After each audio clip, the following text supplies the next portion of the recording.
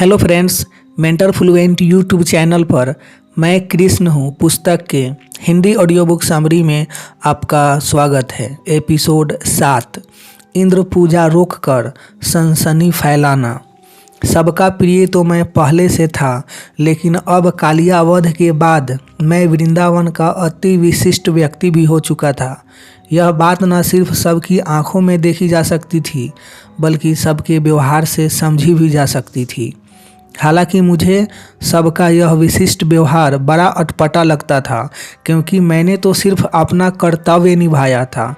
अभी भी था तो मैं उनका अपना कन्हैया, छोटा सा कन्हैया। अतः मुझे विशिष्टता का कोई एहसास नहीं था। भला अपना कर्तव्य निभाने मात्र से कोई विशिष्ट थोड़े ही हो जाता है। और यह औरों की तरह कहने के लिए नहीं कह रहा था, बल्कि मेरे सामान्य व्यवहार से यह दृष्टिगोचर भी हो रहा था। जब इतनी बात कर रहा हूँ तो यह भी स्पष्ट समझ ले कि यदि एक बार मनुष्य के भीतर अपनी विशिष्टता का ख्याल घुस जाए तो फिर उसके लिए व्यवहार समान बनाए रखना मुश्किल हो जाता है। वह लाख कोशिश करे, विशिष्टता के भाव का अहंकार उसके व्यवहार में आ ही जाता है। सच कहूँ तो ऐसे में उसका सामान्य व्यवहार भी उसके अहंकार का ही एक रूप हो जाता है। छोड़ो इन सब बातों को, उधर एक निराली ही बात बताता हूँ। यहाँ इस विशिष्टता के चलते कमाल ही हो गया। लोगों के विशिष्ट व्यवहार का मुझ पर तो कोई असर नहीं हुआ, परंतु भैया पर इसका बुरा प्रभाव अवश्य पड़ा। उनसे यह बर्दाश्त नहीं हुआ कि पूरा वृंदावन उनके छोटे भाई को ही सर आँखों पर बिठाए या दिन रात बस उसी की चर्चा करे और उसी का सम्मान करे। वैसे देखा जाए तो भैया को बुरा मानने का पूरा अधिकार भी था, क्योंकि शक्ति और प्रतिभा में मुझसे कम तो थे नहीं, और ऊपर से शारीरिक दृष्टि से तो वे निश्चित ही मुझसे कहीं ज़्यादा बलिष्ठ थे। उस पर सबसे बड़ी बात तो यह थी कि भैया हर चीज़ बल के तराजू में ही तौलते थे, और बल में वे मुझसे कहीं आगे थे। अतः उन्हें अटपटा महसूस होना स्वाभाविक था, और बहुत गहराई से समझा जाए तो भैया के जख्म बड़े पुराने थे, यानी उनके लिए यह सब बिल्कुल नया नहीं था। प्यार बचपन से ही सभी ने मुझसे ज़्यादा किया था, और अब ज़्यादा सम्मान भी देने लगे थे। आखिर भैया बेचारे कब तक यह सब सहन करते। उनके युवा अहंकार को चोट खाना ही था। इधर मैं शाना भी यह सब समझ ही रहा था, और यह समझकर मैंने उन्हें विशेष रूप से ज़्यादा महत्व देना शुरू भी कर दिया था। यहाँ तक कि अब तो बात बात में मैं उनको आगे करने लगा था। जब भी कालिया वध की बात चलती तो मैं तत्क्षण भैया ने जो विशालकाय बगुले को मारा था उसकी चर्चा छेड़ देता। फिर क्या था, भैया खुश हो जाते। वह छाती फुलाए हुए बगुले वध की कथा बढ़ा चढ़ा कर सुनाने में व्यस्त हो जाते। दूसरी ओर एक और महत्वपूर्ण बात बताऊं तो उस समय के साथ साथ मेरी और राधा की निकटता इतनी बढ़ चुकी थी कि दो मनुष्य इससे ज़्यादा निकट आ ही नहीं सकते थे। हम दो शरीर एक मन हो चुके थे। हर मायने में दो जिस्म एक जान हो गए थे। और हाँ, एक तो बढ़ती निकटता के कारण दूर रहना यूं ही मुश्किल हो गया था। ऊपर से कालिया वध के बाद राधा ने मुझे अकेला छोड़ना पूरी तरह से बंद कर दिया था। अच्छा ही था, मुझ पर पहरा देने के बहाने ही सही पूरे समय मेरे साथ तो रहने लगी थी। मुझे कौन सा उससे एक पल को बिछड़ना पसंद था। हालांकि फिर भी एक बात कह दूं कि मेरे और राधा के प्यार में एक बुनियादी फ़र्क था, और जिस कारण हम दोनों में एक शांत संघर्ष हमेशा चलता ही रहता था। दरअसल राधा यह बर्दाश्त ही नहीं कर पाती थी कि मेरा ध्यान उसको छोड़कर किसी और जगह लगे। परिणाम स्वरूप जैसे ही मैं किसी और चीज़ पर ध्यान देता, वह नाराज़ हो जाती। फिर वह अन्य चाहे गाय चराना हो, भैया या गोपियाँ हों, या फिर व्रज की कोई समस्या ही क्यों न हो। वह चाहती थी कि कन्हैया का ध्यान कहीं लगे तो बस राधा में, अर्थात एक तरीके से उसका प्यार बांधने वाला था और जो मेरे स्वभाव को रास नहीं आता था। दरअसल मेरा प्यार उड़ने वाला था, जो किसी बंधन में बंधना नहीं जानता था, और जोर देकर कहूँ तो मैं स्वभाव से ही मुक्त था। हालांकि इसका यह अर्थ कतई नहीं कि मैं राधा से कम प्यार करता था।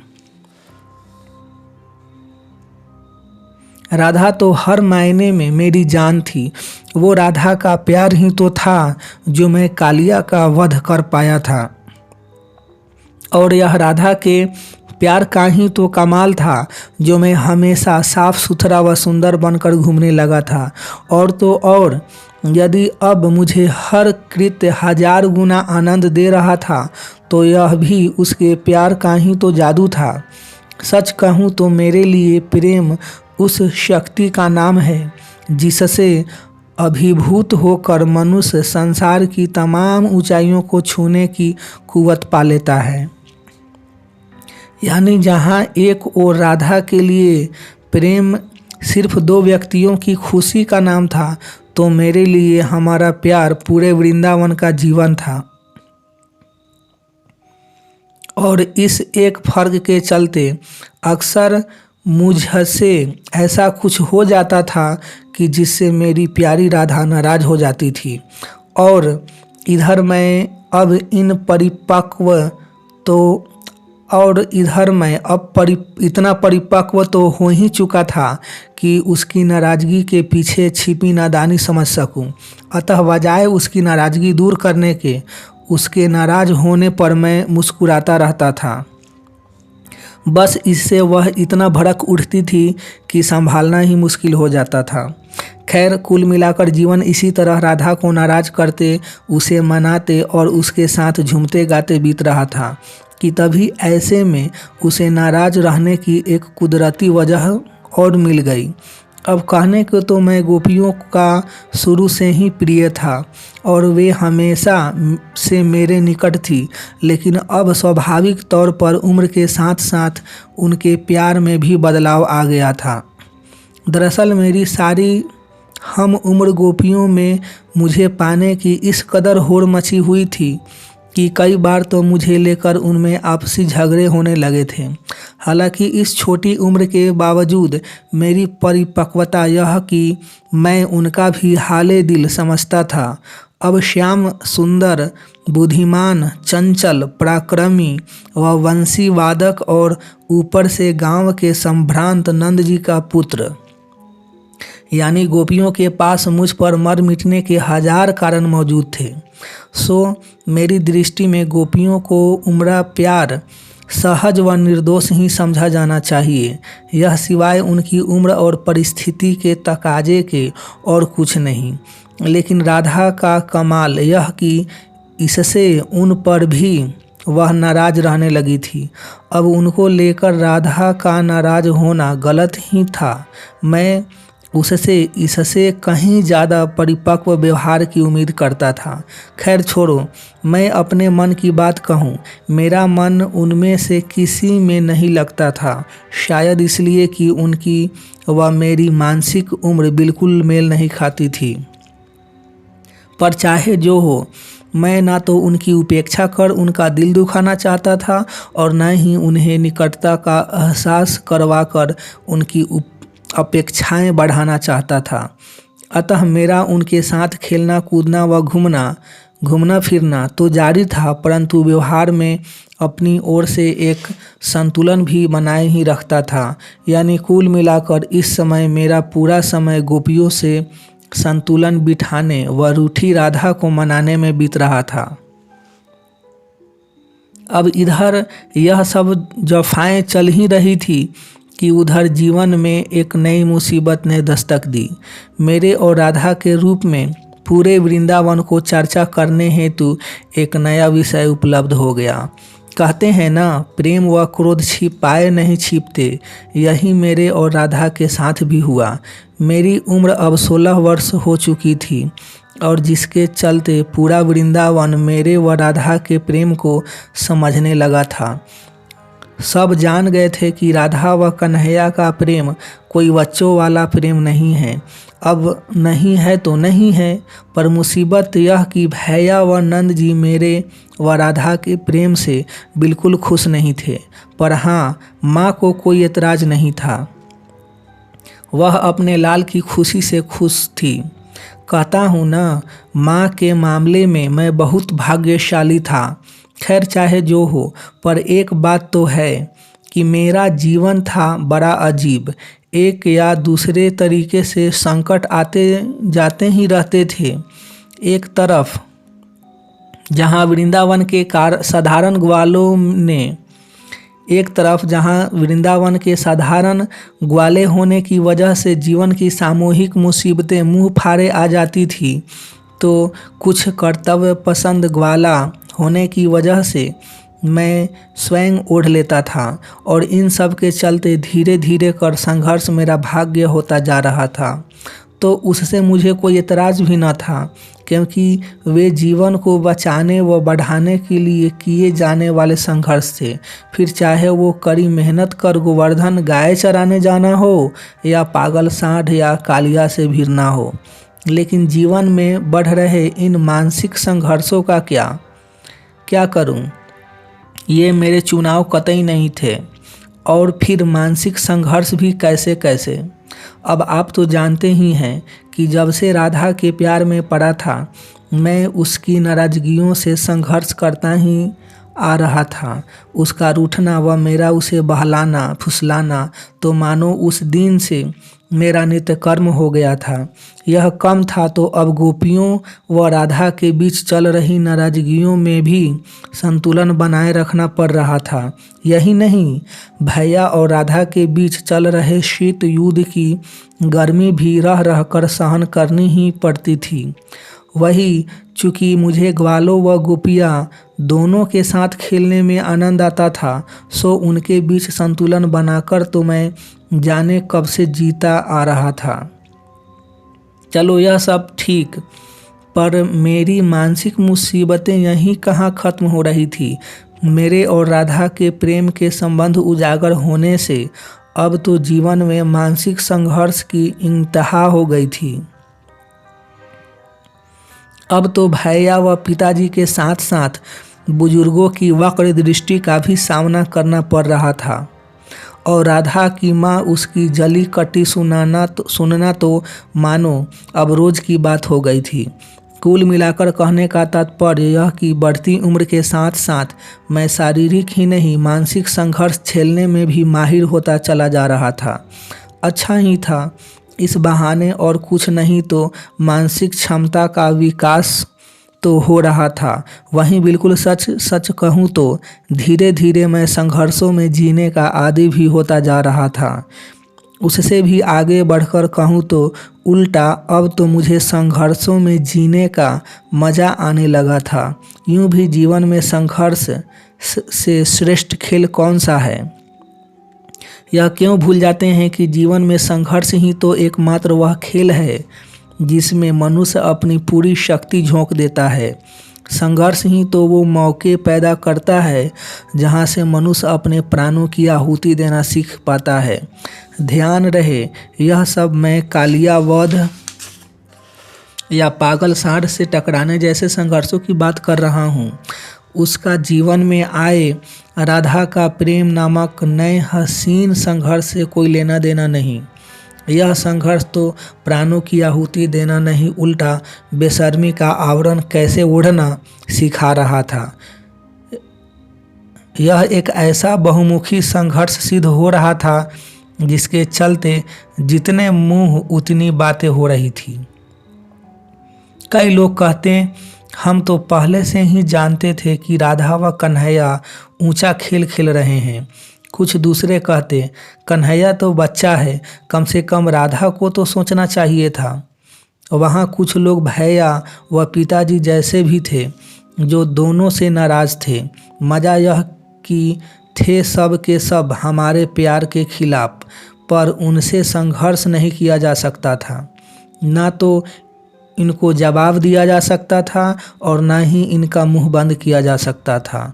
और इन सब से घबरा कर राधा से प्रेम करना तो छोड़ा ही नहीं जा सकता था। सो मेरा तो बेशर्मों की तरह सबको अनदेखा व अनसुना कर राधा के साथ प्रेम की उड़ानें भरना उसी तरह जारी था। और सच कहूँ तो इससे उल्टा मेरा और राधा का प्रेम और मजबूत ही हो रहा था। इन विपरीत हवाओं के चलते हम दोनों ने प्रेम की और ऊंचाइयां छूनी प्रारंभ कर दी थी। मुझ पर तो वैसे भी लोगों की बातों का असर पहले से ही नहीं होता था। अच्छा था, इस बहाने धीरे धीरे मेरी बेशर्मी का रंग राधा पर भी चढ़ता चला जा रहा था। अब तो हम दोनों यह अच्छे से समझ गए थे कि जीवन के तमाम मानसिक संघर्षों से निपटने का एकमात्र ब्रह्मास्त्र बेशर्मी है। बस बेशर्म होते ही संघर्ष गायब। हम तो यह सब समझ ही चुके थे, वह आप भी समझ लेना, क्योंकि जीवन के सारे शारीरिक संघर्ष बाहर करने होते हैं, अतः वे करने ही पड़ते हैं। जबकि इसके विपरीत चूँकि मानसिक संघर्ष मनुष्य को अपने भीतर करने होते हैं, इसलिए उसका एकमात्र उपाय संघर्ष की अवहेलना करना ही है। गोपियों और राधा में झगड़ा होता है तो होता रहे, भैया व राधा का संघर्ष चलता रहे। मेरी बल्ला से गांव वालों को जो बोलना है बोलते रहे, राधा नाराज होती है तो होती रहे। भला इन सब के चक्कर में मैं अपनी प्रसन्नता क्यों खोऊं? जितना कर सकता हूँ कर ही देता हूँ, फिर दुख क्यों पालूँ? सही मायने में तो मेरे हो रहे इस अद्भुत मानसिक विकास का श्रेय भी मैं इन संघर्षों को ही दूंगा। यूँ भी बिना संघर्ष में जिए मनुष्य का विकास हो ही कैसे सकता है? मेरा ही उदाहरण लो। मेरे लिए अब जीवन सिर्फ मेरी इच्छाओं और राधा के प्रेम तक सीमित नहीं रह गया था। ना ही मेरे लिए जीवन माँ का प्यार या गोपियों की आकांक्षा का नाम ही था।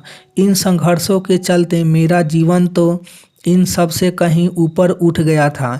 मेरे लिए अब जीवन सिर्फ और सिर्फ वृंदावन की सामूहिक खुशी के जोर का नाम था। अब तो वृंदावन सुखाए वृंदावन हिताए को ही मैंने अपना जीवन बना लिया था। गोकुल छोड़ने का सुझाव भी मैंने गोकुलवासियों का जीवन स्तर सुधारने हेतु ही कर दिया था। और अरिष्ट तथा कालिया नाग का वध भी मैंने इसी इरादे से किया था। कहने का तात्पर्य मनुष्य बड़ा बनता है बड़ी जिम्मेदारियां उठाने से, और अब मैंने स्वतः ही अपने को बड़ा बनाने की जिम्मेदारी उठा ली थी। तो वैसे भी आपको दूसरा कोई बड़ा बना भी नहीं सकता है। खैर, मेरे संघर्षों की चर्चा बहुत हो गई। अब कुछ राहत वाली बात भी बताऊं। इन्हीं दिनों अचानक एक ऐसा हादसा घटा जिसने मुझे बड़ा सुकून पहुंचाया। दूसरे शब्दों में कहूं तो उसने मुझे एक मानसिक संघर्ष से मुक्त किया। बात यह है कि बस्ती के बाहर यमुना से काफ़ी पहले 8-10 अमरूद के पेड़ थे, जिसके अमरूद न सिर्फ अति मीठे थे बल्कि ग्वालों की पहली पसंद भी थी। लेकिन पिछले कुछ दिनों से जंगली बंदरों ने उन पेड़ों पर अपना वह साम्राज्य जमा लिया था कि ग्वाले उन अमरूदों से वंचित हो गए थे। अब इन बंदरों ने ऐसा आतंक मचा रखा था कि मारे डर के बेचारे ग्वाले अब अमरूद तोड़ने में घबराने लगे थे, और यदि कभी कभार कोई हिम्मत कर भी लेता तो जंगली बंदर उन पर हमला बोल उन्हें बुरी तरह घायल कर देते थे। अब इतने मीठे अमरूद खाने से वंचित हो जाने पर स्वाभाविक तौर पर इन दिनों ग्वाले बड़े दुखी चल रहे थे। लेकिन बात ने मोड़ तब लिया जब यह बात भैया को भी खलने लगी। भोजन के शौकीन भैया अमरूद के स्वाभाविक तौर पर दीवाने थे, और फलस्वरूप इन प्यारे मीठे अमरूदों से वंचित रहना भैया ज़्यादा दिन बर्दाश्त नहीं कर पाए। बस इसी परेशानी के चलते अचानक एक दिन भैया को क्या सूझी कि वे कुछ ग्वालों के साथ हाथ में लठ लेकर उन अमरूद के पेड़ों की ओर चल पड़े। मैं समझ गया कि वे बंदरों से आर पार की लड़ाई लड़ने जा रहे हैं। मैं खुश भी हुआ क्योंकि प्रायः भैया को ऐसे सुरातन कम ही चढ़ते थे। शायद उनके प्रिय भोजन पर हमले का यह परिणाम था। खैर चाहे जो हो, उधर पेड़ के पास पहुंचकर जैसे ही भैया ने अमरूद तोड़ने का प्रयत्न किया कि तत्क्षण उन जंगली बंदरों ने उन पर हमला बोल दिया। क्रोधित भैया को तो यह अपेक्षित ही था और वे इस हेतु पूरी तैयारी से ही गए हुए थे।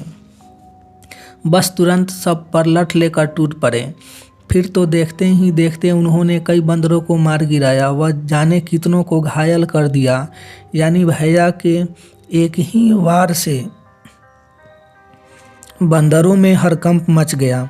बस क्या था, फिर तो उत्साहित भैया ने पेड़ हिला हिलाकर बंदरों को या तो भागने पर या लठ खाकर मरने पर मजबूर कर दिया। और इस तरह उन्होंने एक बार फिर उन अमरूद के पेड़ों पर अपना साम्राज्य स्थापित कर दिया। हालांकि यह तो मैं जानता ही था कि भैया अत्यंत ताकतवर हैं, लेकिन मैंने उनका ऐसा क्रोध व पराक्रम पहले कभी नहीं देखा था। वैसे मुझे भैया की ताकत पर पूरा भरोसा था और मैं जानता ही था कि वे बंदरों को अकेले हाथ निपटा देंगे। पर मेरे लिए अच्छी बात यह हुई कि यह सब कुछ सही साबित हुआ था, क्योंकि मैंने योजनापूर्वक स्वयं को इस पूरे तमाशे से दूर रखा था। कारण स्पष्ट था कि कल उठ के कोई इस पराक्रम के साथ भी मेरा नाम न जोड़ दे। दरअसल मैं इस पराक्रम पर भैया का एक अधिकार चाहता था, ताकि पूरे वृंदावन में भैया के पराक्रम के चर्चे हो व उनका सम्मान बढ़े। अब तो जानते ही हैं कि भैया की खुशी मेरी खुशी व भैया का सम्मान मेरा सम्मान, और हुआ भी यही। चारों ओर भैया के चर्चे हो गए, उनकी तारीफों के पुल बांधे जाने लगे। और कम था तो भैया स्वयं अपने मुँह मियाँ मिट्ठू होकर इस किस्से को बढ़ा चढ़ाकर सुनाने में व्यस्त हो गए, और यही मैं चाहता था। निश्चित ही इस हादसे के बाद हमारे बीच चल रहा खामोश संघर्ष भी समाप्त हो गया, क्योंकि अब उन्हें भी वृंदावन वासियों से आवश्यक सम्मान मिल ही रहा था। और कुल मिलाकर बात यह कि सम्मान उन्हें मिल रहा था व सुकून मुझे पहुंच रहा था। चलो, मुझे तो यह नया सुकून मिल ही रहा था। वहीं दूसरी तरफ वृंदावन में भी इस समय चारों ओर सुकून ही सुकून था। यहाँ का जीवन नित नई ऊंचाइयाँ छू रहा था। अब यहाँ आराम के कुछ क्षण सबको उपलब्ध थे। इससे न सिर्फ उत्सवों बल्कि मौज मस्ती और खेल कूद में भी बढ़ोतरी हुई थी। हालांकि खेल कूद के नाम पर वही छिपा छुई व दौड़ पकड़ जैसे खेल ही हम लोग खेलते रहते थे, और उसमें मज़ा भी आता था। यही हम ग्वालों की खूबी थी और यही हमारी मजबूरी भी, क्योंकि यहाँ नया कुछ करने का अवसर नहीं था। आप खुद सोचिए कि मैं 16 वर्ष की उम्र में भी उन्हीं खेलों का आनंद ले रहा था जो मैं 8 वर्ष की उम्र में भी खेला करता था। शायद यही कारण था कि ग्वालों की उम्र तो बढ़ती थी, परंतु उनका मानसिक विकास उम्र के अनुरूप नहीं होता था। निश्चित ही इस लिहाज से देखा जाए तो मैं इन ग्वालों में अपवाद स्वरूप था। मेरा मानसिक विकास वाकई बड़ा अद्भुत हुआ था, और मेरी दृष्टि में इसका पूरा श्रेय मेरे लगातार निरीक्षण करने की आदत को दिया जाना चाहिए। हालांकि साथ ही यही भी नहीं भूलना चाहिए कि मैं सीखने योग्य वस्तु तुरंत सीख जाया करता था, तथा वहीं दूसरी ओर समझने योग्य वस्तु समझने में भी एक क्षण नहीं लगाता था। अब भला वृंदावन में हमें शिक्षित तो किया नहीं जा रहा था, बस जब जो कुछ सीखने योग्य लगता वह सीखता चला जा रहा था। वहीं सच कहूँ तो मेरा अब तक का अनुभव भी चिल्ला चिल्ला कर यही कह रहा था कि जीवन से बड़ा दूसरा कोई शिक्षक होता भी नहीं है। और शायद इसलिए सीखने और समझने की मैंने अपनी ही एक पद्धति विकसित की थी, जिसमें गुरु भी मैं था और शिष्य भी मैं स्वयं। और जहाँ यह जीवन मेरी पाठशाला थी, और आज मैं अपनी प्रगति देखकर यह दावे से कह सकता हूँ कि मनुष्य जीवन अपने आप में प्रकृति की ओर से सीखने, समझने व आगे बढ़ने हेतु बनाई गई श्रेष्ठतम पाठशाला है। देखो ना, मैं जीवन से कितना कुछ सीखा था। आपको याद होगा जब मैं कालिया नाग से वृंदावन वासियों के हित की रक्षा के लिए युद्ध कर रहा था, तभी कुछ लोग किनारे खड़े होकर प्रार्थना कर रहे थे तो कुछ तमाशा देख रहे थे। यानी मैं मरने को था, फिर भी कोई मुझे बचाने आगे नहीं आया था। यूँ कहने को तो मैं सबका प्रिय व पूरे वृंदावन का लाडला था। तो सोचने वाली बात यह कि फिर कोई बचाने क्यों नहीं आया। हालांकि उस समय भी मुझे इस क्यों का उत्तर ढूंढने में ज़्यादा देर नहीं लगी थी। मैं समझ चुका था कि मैं उनका इतना प्रिय भी नहीं था कि वो मेरे लिए अपना जान की बाजी लगा दें। बस मैंने उसके बाद जीवन में कभी किसी से अपने लिए जान की बाजी लगाने की व्यर्थ उम्मीद नहीं बांधी। मज़ा यह कि सभी मेरे लिए प्रार्थना तो कर रहे थे, परंतु बचाने का प्रयत्न कोई नहीं कर रहा था। अर्थात भाव था, परंतु कर्म नदारद था। इससे भी मैं सीखा। फिर उस दिन के बाद मैंने जीवन में हमेशा उन भावों को दो कौड़ी का माना जो कर्म में परिवर्तित न किए गए हों। यही क्यों, जब मैं पहली नज़र में ही राधा के प्रेम में औंधे मुँह पड़ा था, तभी समझ गया था कि स्त्री पुरुष आकर्षण प्रकृति का बनाया हुआ एक स्वाभाविक आकर्षण है, और शायद इसलिए यह आकर्षण परम शक्तिशाली है। फिर मैंने जीवन में कभी किसी को इस विषय में नहीं टोका। एक और बात कहूँ, राधा के प्रेम ने न सिर्फ मुझे शक्ति दी, बल्कि नया व्यक्तित्व भी दिया। यानी उसके प्रेम ने नटखट कन्हैया को परिपक्व कृष्ण बना दिया। बस मैं तत्क्षण समझ गया कि प्रेम से ज़्यादा शक्तिशाली विश्व में कुछ नहीं। कहने का तात्पर्य, जो एक बार सीख गया वह जीवन भर के लिए सीख गया, और यही मेरा वो परम गुण था जो मेरे व्यक्तित्व को नित्य नई ऊंचाइयां प्रदान कर रहा था। चलो छोड़ो, यह सब बातें तो मेरे जीवन के साथ साथ चलती ही रहेगी। अभी तो एक ऐसी बात बताऊं जिसने मेरे व्यक्तित्व के सबसे गहरे पहलू को उजागर किया। एक दिन की बात है, हम सब ग्वाले गाय चराने गोवर्धन गए हुए थे। हमेशा की तरह उस दिन भी दोपहर के विश्राम के बाद हम लोग तरह तरह के खेल खेलने में मग्न थे। तभी एक ऐसा दृश्य देखा जिसकी मैंने अभी चर्चा की। सच कहूँ तो कृष्ण के महान बनने की नींव इसी हादसे के चिंतन ने डाली, और एक बार महान बनने का बीज डल जाए तो फिर किसे कब रोका जा सकता है। फिर बात पर लौट आऊँ तो बात यह हुई कि उस दिन मैंने दूर से ही एक वृद्ध को सर पर टोकरी रखे हुए बड़ी बुरी हालत में मथुरा के मार्ग पर जाते देखा। वह बुरी तरह लड़खड़ा रहा था। उसकी हालत अब गिरा तब गिरा जैसी थी। मुझसे न रहा गया। मैं तुरंत दौड़ते हुए उनके पास गया। देखा तो वे अमध चाचा थे। वे वृंदावन में ही रहते थे। वह उनके परिवार में कोई न था। उनके पास गाय भी न थी, और वही गरीबी व लाचारी उनके चेहरे से स्पष्ट झलक भी रही थी। खैर, मैंने तुरंत उनके सिर से टोकरी उतारी व उन्हें कुछ विश्राम करने की सलाह दी। जैसे ही वे पेड़ की छांव में सुस्ताने बैठे, मैं जल्द ही उनके लिए कुछ फल वगैरह तोड़कर ले आया। निश्चित ही फल खाकर वे थोड़ा स्वस्थ महसूस करने लगे। इधर जैसे ही स्वस्थता आई, मैंने पूछा, चाचा, इतनी थकान में सिर पर ये टोकरी उठाए कहाँ जा रहे थे?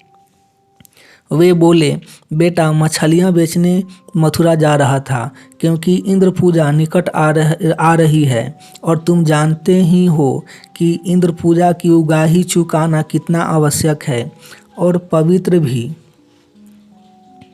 अब तक सब ग्वाले भी वहाँ आ चुके थे।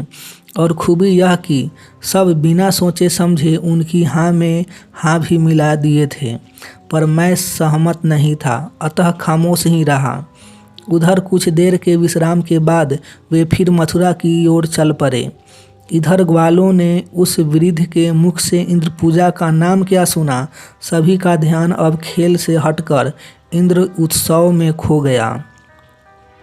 उसी की चर्चाएं शुरू हो गई। उन सब के विपरीत उदासी मेरे अस्तित्व पर छा गई थी। दरअसल मुझे उस वृद्ध की लाचारी गले नहीं उतर रही थी। खुल के कहूँ तो कहीं न कहीं मुझे कुछ गलत होने का आभास हो रहा था। मैं चाहे जिस तरीके से मनन करूं, पर मेरा मन उस वृद्ध की बात से कतई राजी नहीं हो पा रहा था।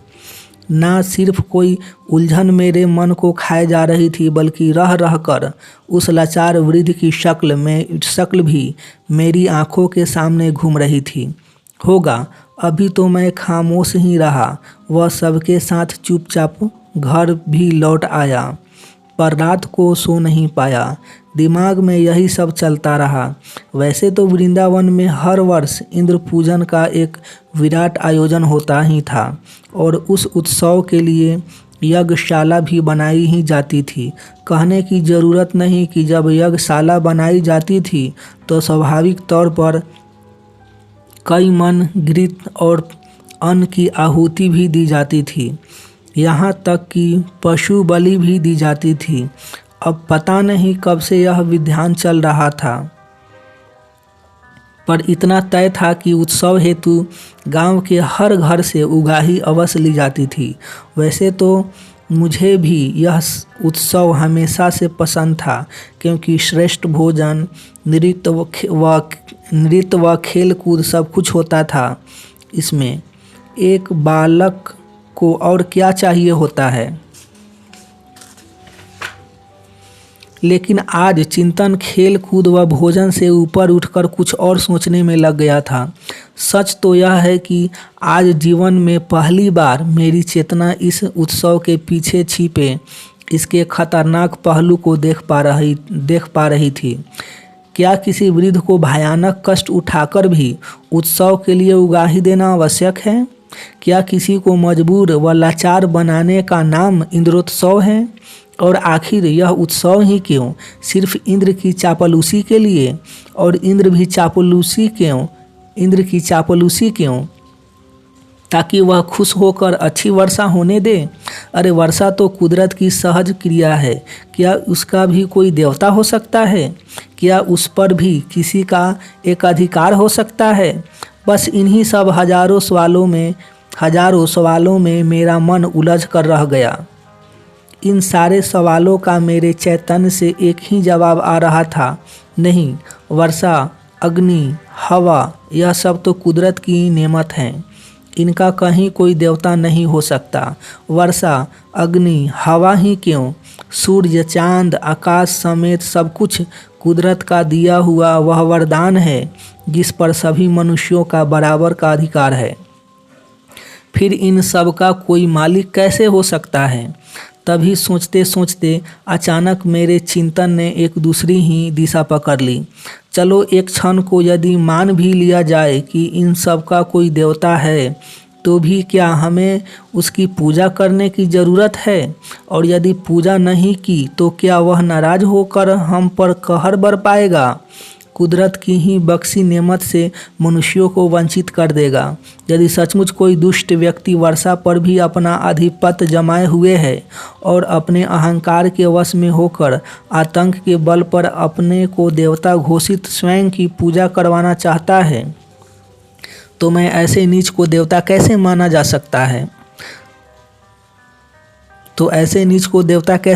सकता है? मैं तो कहता हूँ मनुष्य कुदरत की सबसे हसीन व शक्तिशाली रचना है और उसे सताने वाले को देवता नहीं राक्षस माना जाना चाहिए। ऐसे दुष्ट, नीच और अधर्मी राक्षसों का तो नाश कर देना चाहिए। आप मानेंगे नहीं कि यही सब सोचते सोचते मैं जोश में तो इतना आ गया कि अचानक जोर जोर से बड़बड़ाने लगा, कहाँ है इंद्र? कौन है इंद्र? है तो सामने आ। तुझ जैसों की कैसी पूजा व तुझ जैसों के लिए कैसी उगाही। अर्थात इंद्र और इंद्र पूजा के सारे पहलुओं पर विचार कर मेरा चिंतन अब इस बाबत पूरी तरह स्पष्ट हो चुका था कि कहीं कोई इंद्र नहीं है, और यदि है तो भी उसका नाश आवश्यक है। वैसे मेरा चिंतन तो अब 100% जान गया था कि कहीं कोई इंद्र है ही नहीं। यह तो सब लोगों की कमज़ोर मानसिकता की उपज मात्र है। समझने को तो मैं यह भी समझ गया था कि पागल सांड व कालिया नाग जैसे युद्ध शक्ति व बुद्धि का युद्ध था, और जो जीतना आसान था। लेकिन इंद्र से युद्ध करना एक परंपरा से टकराना है। अतः यदि लड़ना है तो यह युद्ध पूरी तरह से एक वैचारिक युद्ध होगा, और जिसमें शारीरिक शक्ति ही नहीं बल्कि मानसिक शक्ति की भी आवश्यकता होगी। कुल मिलाकर चूंकि यह युद्ध अपनों से ही लड़ना होगा, अतः जीतना इतना आसान न होगा। मैं यह भी समझ रहा था कि वर्षों से चली आ रही परंपरा को तोड़ना एक पेचीदा मामला है, और यह सब एक दिन में होने वाला नहीं, क्योंकि आम मनुष्य को बदलने में वर्षों लग जाते हैं। अतः रह रह कर मेरा चिंतन बार बार इसी बात में उलझ रहा था कि आखिर इन भोले वृंदावन वासियों को समझाया कैसे जाए, क्योंकि इंद्र पूजा रुकवाना है तो भी इंद्र से तो युद्ध कहने को ही था। अगर इंद्र पूजा रुकवाना है भी तो इंद्र से तो युद्ध कहने को ही था। मुझे वास्तविक युद्ध तो इन मूर्खों की मानसिकता से ही लड़ना होगा, और मूर्ख एक नहीं अनेक थे। तो क्या, जब दुश्मन अनेक हो तो उन्हें एक एक कर मारो, यह भी ठीक। अतः सबसे पहले मैंने अपनी बाल ग्वालों की टोली से ही दो दो हाथ आजमाना उचित समझा, क्योंकि यदि मैं उन्हें ही नहीं समझा पाया तो फिर निश्चित ही बुजुर्गों पर मेहनत करना व्यर्थ होगा।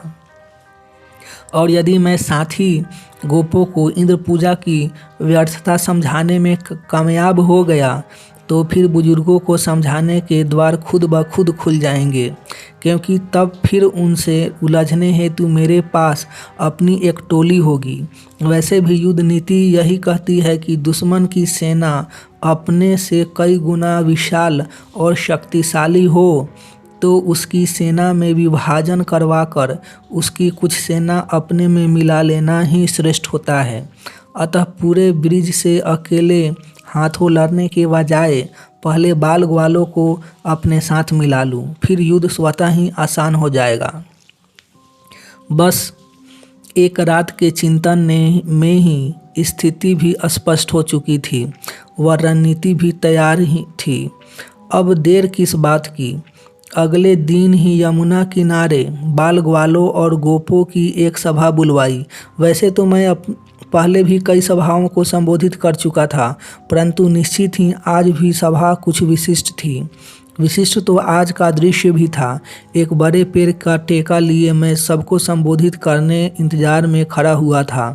मेरे पीछे यमुना बह रही थी, वह सामने करीब 25-30 बाल ग्वाल बैठे हुए थे। वहीं करीब 10-15 बड़े गोप भाई भी खड़े हुए थे। उत्साह तो सब पर ऐसा छाया था कि पूरा वृंदावन ही सर पर उठा लेंगे। निश्चित ही यहाँ उपस्थित हर कोई यही समझ रहा था कि इंद्र पूजा की तैयारियों की जिम्मेदारी उठाने हेतु मैंने यह सभा बुलवाई है। लेकिन वे क्या जाने कि उम्मीदों पर खड़े उतरना कृष्ण की फितरत में नहीं। खैर, मैं इतनी जल्दी में था कि बगैर किसी प्रस्तावना के सीधे सीधे इन्हें इंद्र पूजा की व्यर्थता समझाने पर उतर आया। मैंने कहा, आपको याद होगा कि हमने कल ही इंद्र पूजा की उगाही हेतु एक वृद्ध को कष्ट उठाते हुए देखा। निश्चित ही वृंदावन में और भी कई लोग ही होंगे जो इस उगाही से परेशान होंगे। वर्षा निश्चित आशीर्वाद स्वरूप है, किंतु सोचो कि क्या उसका भी कोई मालिक हो सकता है। प्रथम दृष्टि में तो किसी की समझ में ही नहीं आया कि मैं कह क्या रहा हूँ और चाह क्या रहा हूँ। वैसे भी उनकी क्या गलती। बात अप्रत्याशित भी थी व नई भी, लेकिन अभी तो बात शुरू की थी, पूरी कहाँ की थी।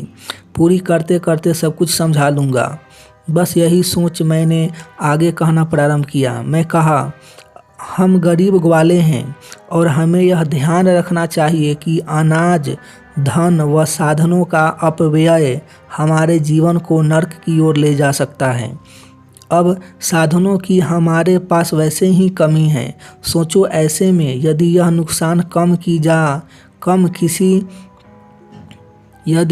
नुकसान हम किसी अनजाने अनदेखे देवता के भय से उसकी चापलूसी के लिए करते हैं तो क्या यह अनुचित नहीं? क्या यह हमारा बहुत बड़ा पागलपन नहीं? निश्चित ही यह हमारे दिमागी दिवालियापन का सबूत है और इसलिए मैंने सोचा है कि इंद्र पूजा रुकवाया जाना चाहिए। अब सवाल यह कि यदि आप लोग मेरी बात समझे व मेरा साथ दे तो ही यह शक्य है। खैर, इसके साथ ही मेरा संबोधन समाप्त हो चुका था।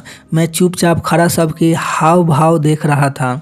सच कहूँ तो मुझे ऐसा कतई नहीं लग रहा था कि कोई मेरी बात पूरी तरह समझा हो, लेकिन यह भी स्पष्ट देखा जा सकता था कि कोई इसके तगड़े विरोध में भी नहीं था। शायद सभी कुछ कुछ समझ गए थे।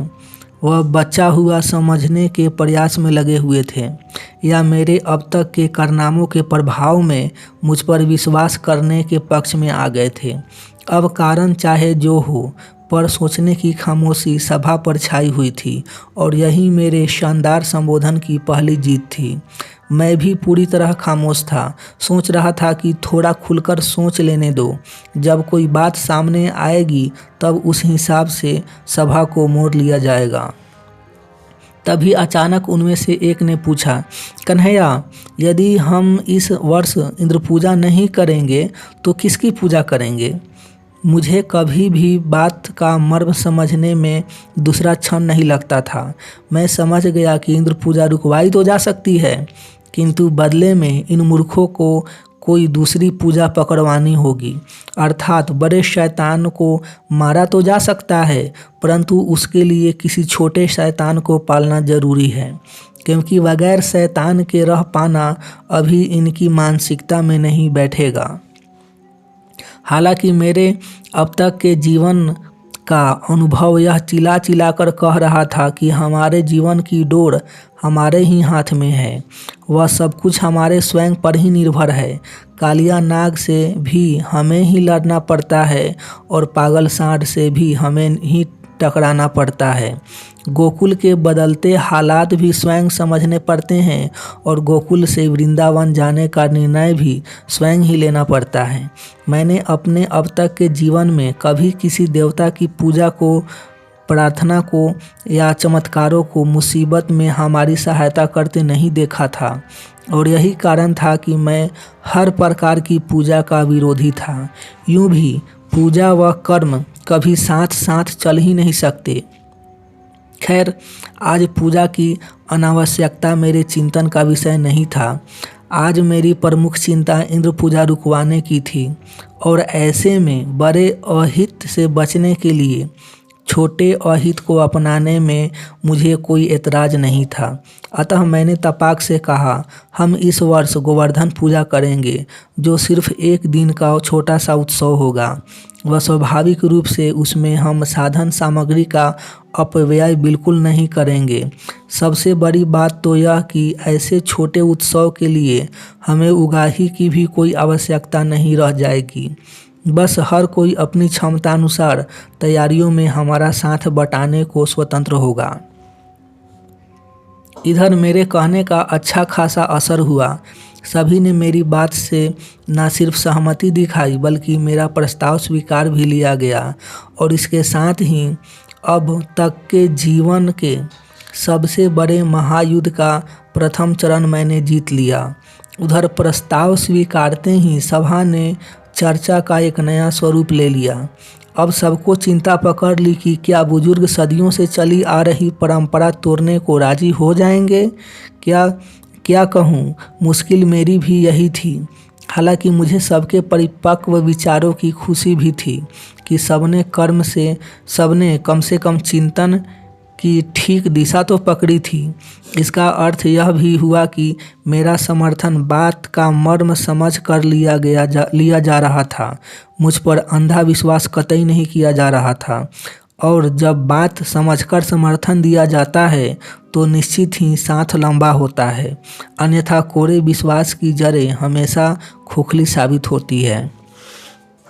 तभी तो देखो, सब इससे पहले कि मैं इस विषय की चर्चा छेड़ता, सभा ने स्वयं यह प्रश्न उठा लिया था कि क्या बुजुर्ग हमारी बात मानेंगे। अब बुजुर्ग मानेंगे या नहीं, पर मेरी कहूँ तो मुझे स्वयं पर भरोसा था।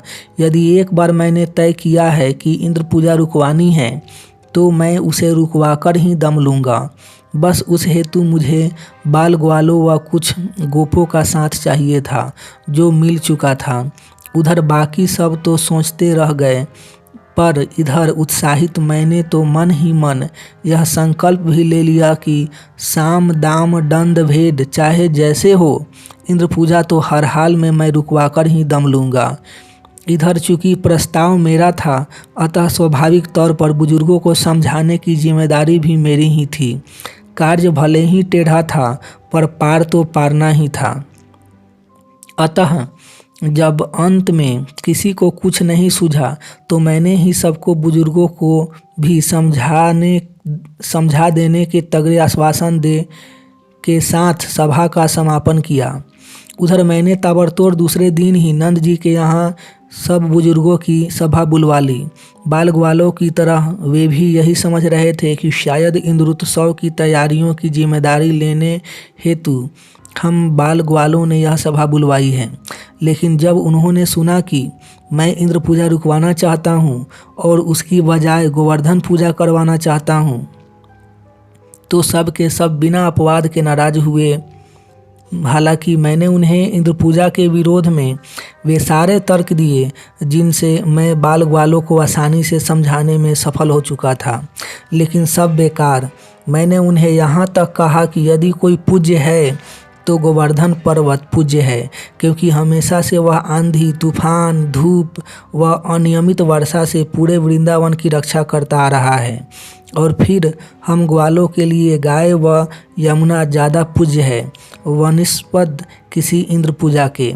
मैंने उन्हें यह भी समझाया कि अनाज व साधन का दुरुपयोग हमारे जीवन को मिटा सकता है। मैंने तो यह भी कहा कि वर्षा तो प्रकृति का वरदान है, जिसका कोई देवता कभी नहीं हो सकता।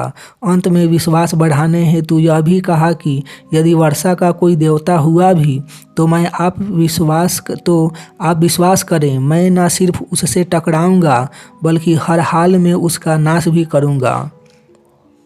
लेकिन कुल मिलाकर मेरे सारे तर्क, मेरी सारी समझाइश अंत में बेकार हो गई। मेरी पूरी योजना बुजुर्गों के अड़ियलपन के कारण विफल हो गई। यही नहीं, नंद जी समेत कई बुजुर्ग मुझसे नाराज भी हो गए। एक बुजुर्ग ने तो यहाँ तक कहा कि कालिया वध के बाद इस छोकरे का दिमाग खराब हो गया है, यह इंद्र की शक्ति को नहीं जानता। यदि वह क्रोधित हो गया तो क्षण भर में पूरे वृंदावन का सर्वनाश कर देगा। निश्चित ही यह सुनकर मेरे अहंकार को काफ़ी चोट भी पहुंची। बात नहीं माननी तो मत मानो, पर मेरे अहंकार को चोट क्यों पहुंचा रहे हो? क्रोध तो इतना चढ़ा कि मैं सीधे इस निष्कर्ष पर पहुंच गया कि यह बुजुर्गों के दकियानूसी विचारों का ही परिणाम है, जो हम ग्वाले पैदा होते हैं और ग्वाले ही मर जाते हैं। जिन्हें हम बुजुर्ग समझकर सम्मानित करते आए हैं, वे वास्तव में ये ही हमारे विकास के असली अवरोधक हैं। मेरी सीधी बात नहीं समझ रहे, लेकिन जो गलत है वह गलत है। बस चाहे जो हो जाए, इंद्र पूजा तो नहीं ही होगी। एक तो मामला 2 और 2 4 जैसा था, ऊपर से मेरा अहंकार भी चोट खा गया था। क्रोध तो इतना आ रहा था कि मैं ही नहीं, मेरा चिंतन भी क्रोध से कांप उठा था। विचार तो यह भी आया कि क्या भय के मारे परंपराओं का बोझ ढो रहे और हमारी प्रगति में बाधा पहुंचा रहे। यह हमारे माँ बाप कहीं हमारे शत्रु तो नहीं?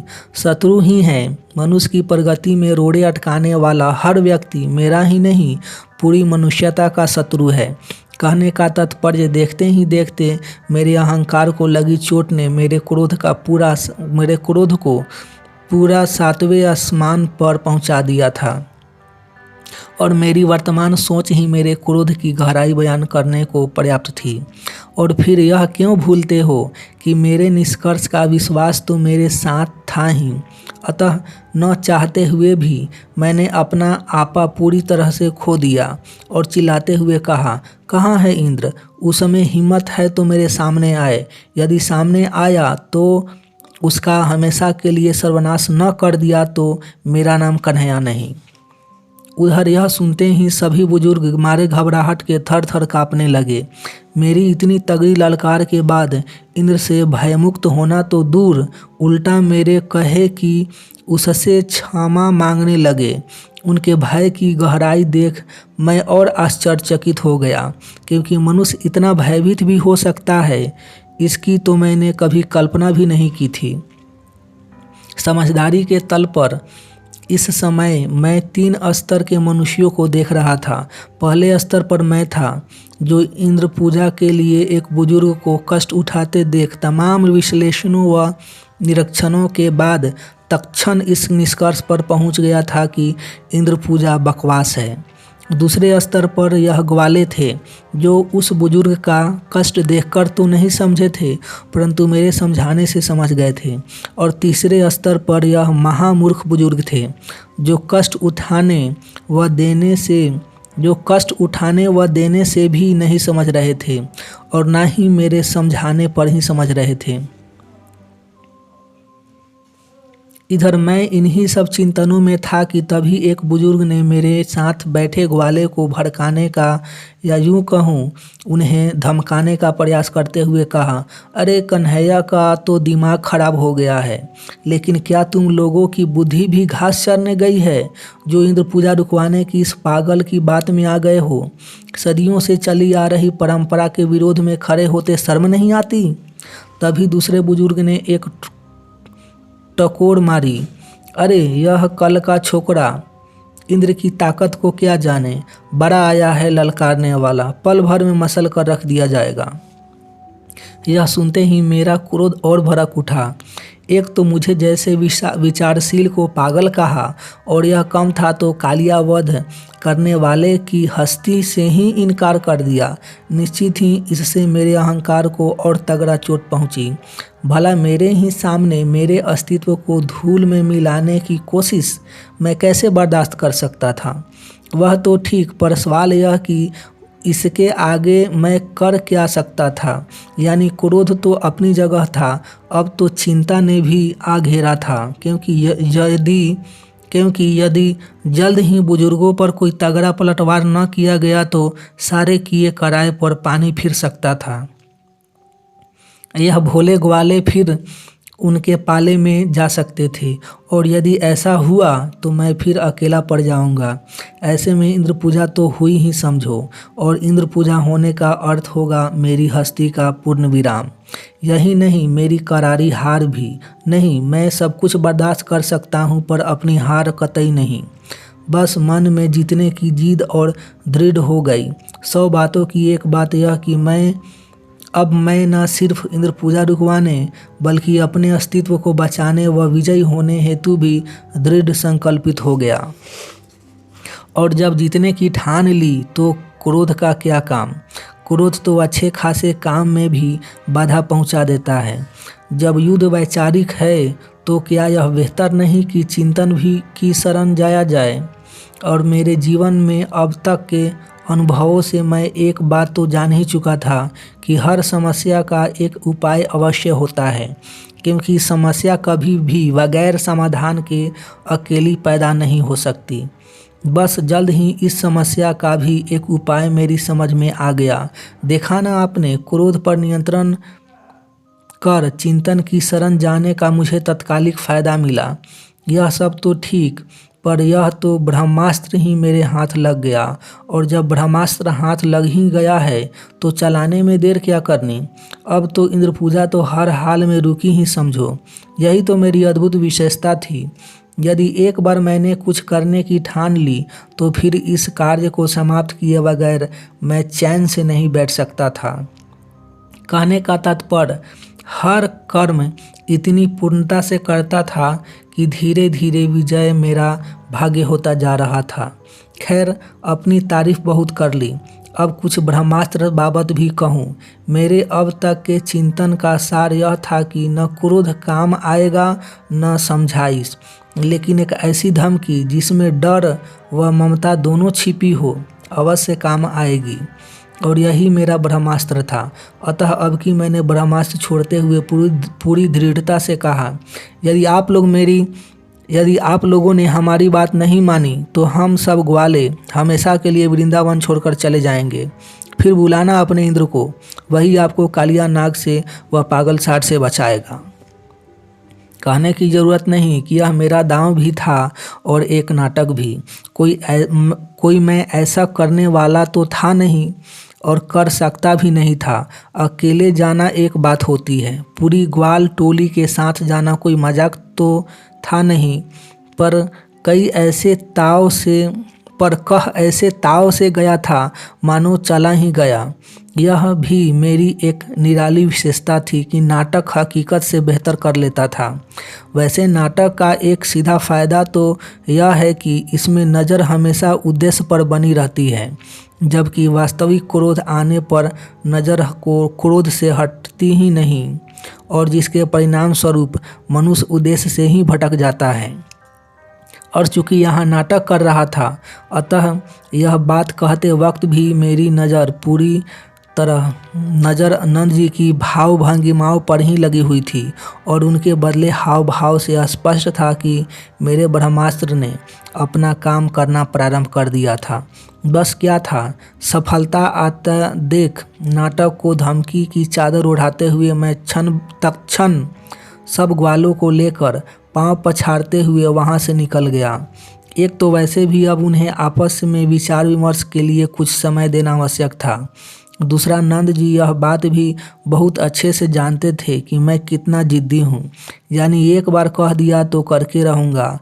मुझे समझे आप? दरअसल अपनी इसी छाप का फ़ायदा उठाने की मैं कोशिश कर रहा था।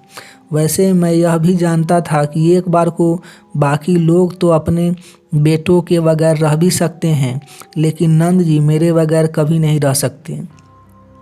चलो, यदि एक बार को नंद जी हिम्मत कर भी ले तो भी माँ तो मेरे बगैर जीने की कल्पना तक नहीं कर सकती है, यानी वह निश्चित ही मेरे लिए ऐसी 1000 इंद्र पूजाएं रुकवा देंगी।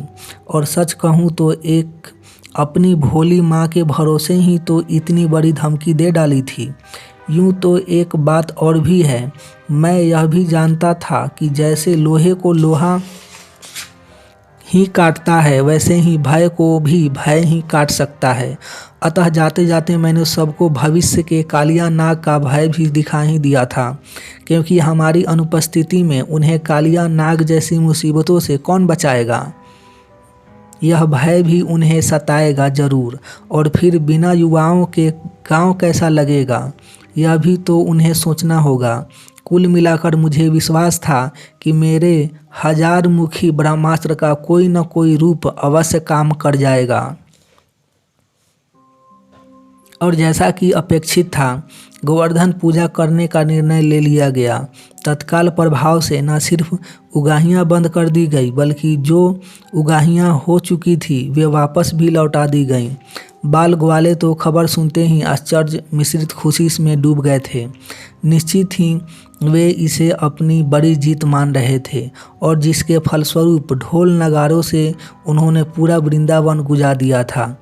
लेकिन इसके विपरीत मुझे हमेशा कार्य का नशा ज़्यादा रहता था, सफलता का नशा कम ही चढ़ा करता था। पता नहीं क्यों बचपन से कर्म जरूर मुझे आनंद देता था, पर फल इतना रुचिकर कभी नहीं लगा। खैर, इधर स्वाभाविक तौर पर हमारी टुकड़ी ने ही गोवर्धन पूजा की तैयारियों की जिम्मेवारी अपने सिर उठा रखी थी। हम सभी बड़े उत्साह से गोवर्धन पूजा की तैयारियों में जुट चुके थे। मज़ा तो यह कि डरे हुए बुजुर्ग अपने को स्वयं ही गोवर्धन पूजा से दूर रखे हुए थे, कहीं इंद्र के कोप का भाजन न बनना पड़ जाए। होगा हमारी ओर से तैयारियों में अन्न व साधनों का अपव्यय न हो, इस बात का विशेष ध्यान रखा जा रहा था। यूँ भी यह अपव्यय ही तो सारे फसाद की जड़ था, और वही यह अपव्यय रोकने ही तो इस पूरे संघर्ष का उद्देश्य था। हालांकि यह सब तो ठीक, क्योंकि यह सब हमारी योजना में शामिल भी था, वह हमारा उद्देश्य भी था। लेकिन सबसे बड़ी बात यह कि सारी उथल पुथल सिर्फ वृंदावन में ही हो रही थी। ऐसा नहीं था, उधर मथुरा में भी घटनाएं तेजी से घट रही थी। ना, वैसे तो सब जब से जरासंध ने कंस को समझाया था, तब से कंस की तरफ से वृंदावन या खासकर मुझ पर कोई आफत नहीं ढाई गई थी। जरासंध की समझाइश ने कंस पर वो जादू किया था कि अब वह पूरी तरह निश्चिंतता से मथुरा का शासन करने में व्यस्त था। लेकिन कुदरत को यह कहाँ रास आने वाला था। इधर हम गोवर्धन पूजा की तैयारियों में व्यस्त थे और उधर कंस अपनी दोनों रानियों के साथ विश्राम करने हेतु जंगल में स्थित अपने विश्रामालय गया हुआ था। कंस विश्राम करे, इससे ज़्यादा अच्छी खबर वृंदावन के लिए और क्या हो सकती है। लेकिन कुछ ऐसा हुआ कि इस अच्छी खबर को बुरी खबर में बदलते देर नहीं लगी। जाने कहाँ से भटकते भटकते नारद जी भी उन्हीं जंगलों में पहुँच गए। नारद ने जिज्ञासावश कंस के हाल चाल पूछे, लेकिन कंस को तो जरासंध ने समझा ही दिया था कि श्रेष्ठ राजा फकीरों को ज़्यादा महत्व नहीं देते। बस नारद को देखते ही कंस का अहंकार फरफरा उठा। यूं भी पिछली बार नारद के चक्कर में पड़ने के कारण जरासंध के सामने कंस की बड़ी फजीहत हुई थी और कंस उस फजीहत की खुन्नस नारद पर खाए बैठा ही था। अतः अब की उसने बड़े रूखे स्वर में उसकी अपेक्षा करते हुए कहा, आपको यह जानकर दुख होगा कि मैं देवकी के 8 संतानों को मारकर आपकी भविष्यवाणी को गलत साबित कर चुका हूँ। यानी मेरा संहारक अर्थात देवकी का 8वां पुत्र कब का मर चुका है। नारद जिससे वैसे ही कंस की रुष्टता बर्दाश्त नहीं हो रही थी, ऊपर से उसने उनके गणित पर ही प्रश्न चिन्ह लगा दिया था। बस इससे नारद के अहंकार को चोट पहुंच गई। अब वैसे तो अहंकार शून्यता ही संत का गहना होता है, लेकिन दुर्भाग्यवश उस समय नारद को अहंकार पकड़ लिया था और स्वाभाविक तौर पर अहंकार पकड़ते ही उनका संतत्व विलोप हो गया। संत और मनुष्य में यही तो फर्क होता है। मनुष्य अहंकारों का पुतला है, जबकि संत अहंकार शून्य होता है। खैर, इन सब का अंतिम परिणाम यह हुआ कि जिस नारद को कंस की बात सुनी अनसुनी कर मुस्कुरा आगे निकल जाना चाहिए था, वही अहंकार के वश में आकर क्रोधित हो गए। यह सर्वविदित है कि क्रोध बुद्धि को भ्रष्ट कर देता है, और यही नारद के साथ भी हुआ। ना सिर्फ उन्होंने अपना संतुलन खोया, बल्कि क्रोध में कंस पर गुर्राते हुए बोले भी कि सुन कंस, भविष्यवाणियाँ अक्सर गलत साबित हो जाती हैं, लेकिन गणित कभी गलत नहीं होती, और मैं भविष्यवेता नहीं, एक पक्का गणक हूँ। अतः तू कान खोलकर सुन ले कि देवकी का 8वां पुत्र न सिर्फ जीवित है, बल्कि वह वृंदावन में नंद के यहाँ अच्छे से फल फूल भी रहा है। नारद की बात तो सही थी, उन्होंने भविष्यवाणी तो की नहीं थी, वैसे भविष्यवाणी तो कोई कर भी नहीं सकता। यह तो सभी जानते हैं कि तीनों काल समय के अधीन है, अर्थात सब कुछ समय ही है। कहने का तात्पर्य, जब सब कुछ समय ही है तो निश्चित ही जो समय का गणित जानता है वह उसकी गणना भी कर सकता है, और जो समय की गणना कर सकता है वह न सिर्फ भविष्य बना सकता है, बल्कि चाहे तो भविष्य बिगाड़ भी सकता है। और इसमें कोई दो राय नहीं कि नारद एक अच्छे गणक थे, लेकिन दुखद बात यह थी कि नारद जैसे गणक को भी अहंकार पकड़ लिया था, और इस कारण न कहने वाली बात भी उनके मुख से निकल गई थी। चिंताजनक बात यह कि संवाद कंस व नारद के बीच चल रहा था, वह भविष्य मेरा दांव पर लगा हुआ था। यानी अहंकार कोई कर रहा था, वह मूर्खता कोई दिखा रहा था, और जीवन मेरा जोखिम में पड़ रहा था। होगा, अभी तो उधर स्वाभाविक रूप से कंस नारद की बात सुनते ही अवाक रह गया। निश्चित ही मेरे जीवित होने की खबर सुनते ही उसका आराम हराम हो गया। यात्रा वहीं छोड़ उसने तुरंत मथुरा की ओर प्रस्थान किया। इतना ही नहीं, मथुरा पहुंचते ही उसने मेरी तमाम गतिविधियों पर नज़र रखने हेतु 2 गुप्तचर भी नियुक्त कर दिए, ताकि उस तक मेरी हर महत्वपूर्ण जानकारी समय रहते पहुंच सके। अर्थात मेरा बुरा वक्त फिर शुरू होने वाला था। हालांकि उस समय इन सब बातों से अनजान मैं गोवर्धन पूजा की तैयारियों में ही डूबा हुआ था।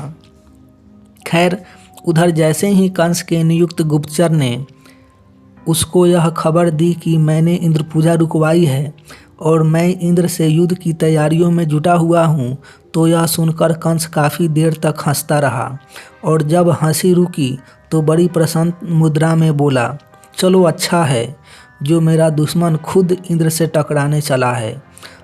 अब तो उसका सर्वनाश हुआ ही समझो। न रहेगा बांस न बजेगी बांसुरी। वैसे कंस का सोचना लाजमी ही था, क्योंकि आपको बता दूं कि इंद्र पूजा उस समय वृंदावन की ही नहीं, पूरे आर्यावर्त की सर्वमान्य अनिवार्यता थी। यह तो वृंदावन में पहली बार मैंने यह पूजा रुकवाने का संकल्प लिया था, वरना तो पूरे आर्यावर्त में इंद्र की ताकत के डंके बजते थे।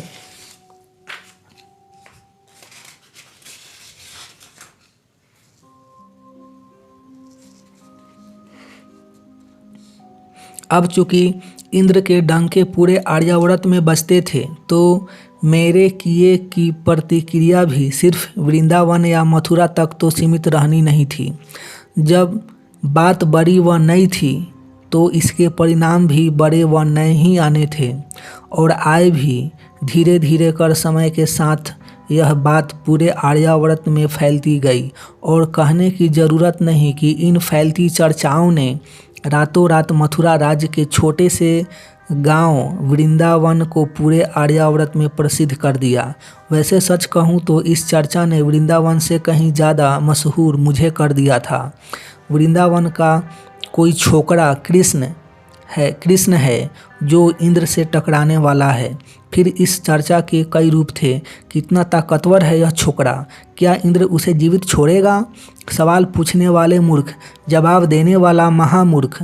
कुल मिलाकर इन मूर्खताओं का सुखद परिणाम यह हुआ कि वृंदावन के साधारण कन्हैया की आर्यावर्त के सारे राज्यों में कृष्ण के नाम से चर्चाएं होने लगी। एक इंद्र पूजा रुकवाने से मेरा इतना नाम हो जाएगा, यह तो कल्पना में आने वाली बात ही नहीं थी।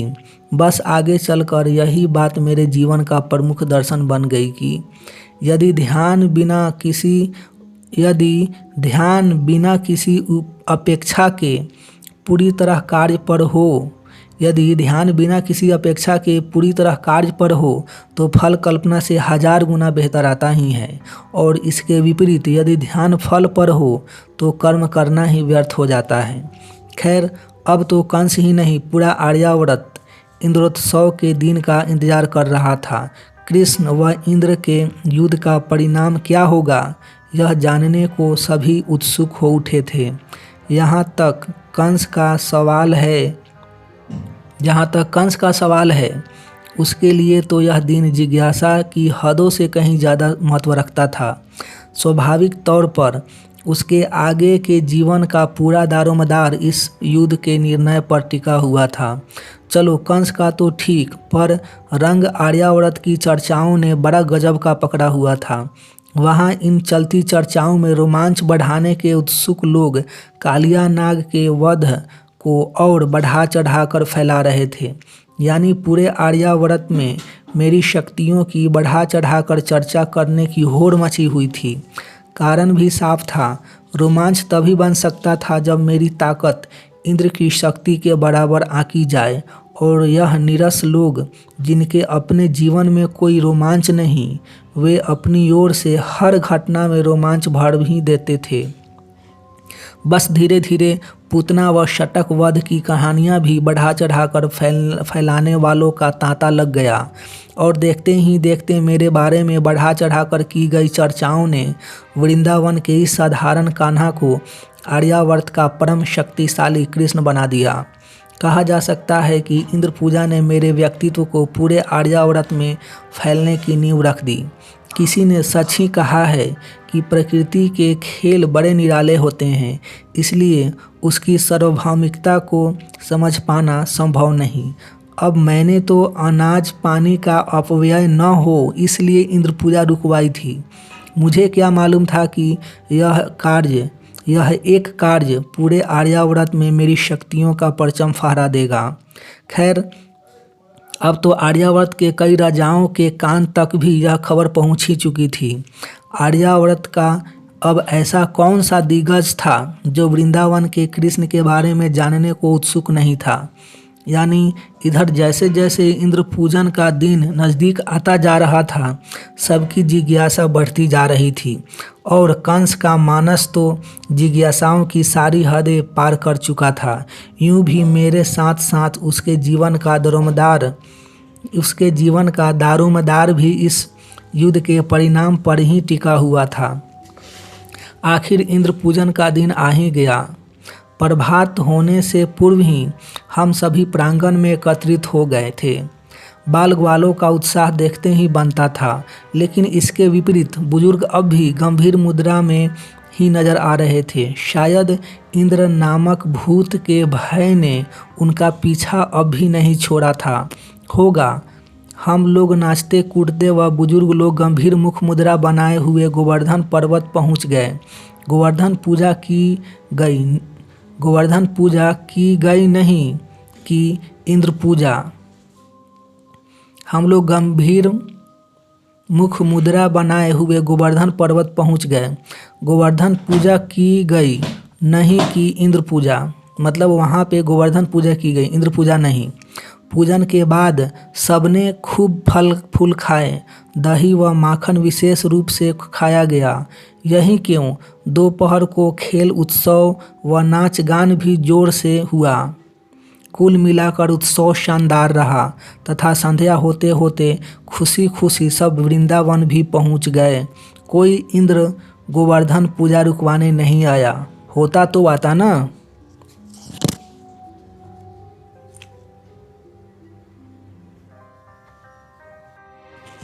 बस इस बात का फ़ायदा उठाते हुए हमारी टुकड़ी चिल्ला चिल्लाकर कहने लगी, देखा इंद्र कन्हैया के डर से आया ही नहीं। हालांकि वृंदावन सही सलामत वापस आकर तो बुजुर्गों की भी जान में जान आ गई थी, क्योंकि यह तो सभी जानते हैं कि हमारे गांव छोड़ने की धमकी के कारण ही उन्होंने गोवर्धन पूजा की थी, वरना इंद्र के क्रोध का भय तो उनके भीतर बना ही हुआ था। लेकिन अब चूंकि सभी सही सलामत वृंदावन पहुंच चुके थे, सो धीरे धीरे कर बुजुर्गों की हिम्मत भी खुलने लगी थी। आश्चर्य तो यह कि अब तो उन्होंने भी गोपों के सुर में सुर मिलाना प्रारंभ कर दिया था। उनमें से एक दो ने कहा भी, हम तो पहले ही जानते थे कि हमारा कन्हैया बड़ा प्रतिभावान है, इंद्र उसका मुकाबला किस मुंह से करता। सच कहूँ तो मैं उनकी ऐसी मूर्खतापूर्ण बातों पर ध्यान तक देना अपनी तौहीन समझता था। मुझे तो बस इस बात का संतोष पर्याप्त था कि कम से कम मैं इंद्र पूजा के नाम पर होने वाले पाप को रुकवा पाया था। वैसे तो मन ही मन मैं खुश और उत्साहित भी बहुत था।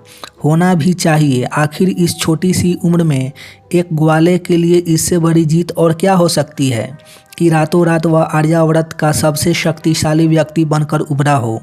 यानी उत्साहित मैं भी था, वह गांव वाले भी, पर फर्क सिर्फ इतना था कि लोग इसे शारीरिक शक्ति से जोड़ रहे थे, जबकि यह युद्ध शुद्ध रूपेण सिर्फ मानसिक था। होगा, अभी तो कुदरत की करतूत देखिए। हम बाल ग्वालों का उत्साह उससे देखा नहीं गया। कुदरत जो मेरे साथ पहले ही कभी सीधी नहीं चल दी थी, आज तो उसने बड़ी गहरी चाल चल दी थी। रात होते होते तेज आंधी और तूफान के साथ वर्षा प्रारंभ हो गई। वर्षा इतनी तेज थी कि देखते ही देखते पूरे वृंदावन में घुटनों तक पानी भर गया। पूरे वृंदावन में हाहाकार मच गया। अचंभित तो मैं भी हो रहा था, क्योंकि हालात ऐसे हो गए थे कि रातों रात एक एक कर बुजुर्गों का हमारे यहाँ जमावड़ा होने लगा था। वैसे यह नज़ारा देख कुछ बाल मित्र भी दौड़े आए थे। वहीं हवा भी इतनी तेज़ थी कि मशालें जलाते ही बुझ जा रही थी और इससे दृश्य और भयावह हो गया था। वाकई रात कटे ऐसी नहीं बची थी। तेज आंधी व हवा के साथ हो रही बारिश ने सबको सकते में ला दिया था। यहाँ तक तो ठीक, पर उधर मौके की तार में बैठे बुजुर्गों की घबराहट देखते ही देखते क्रोध में बदल गए।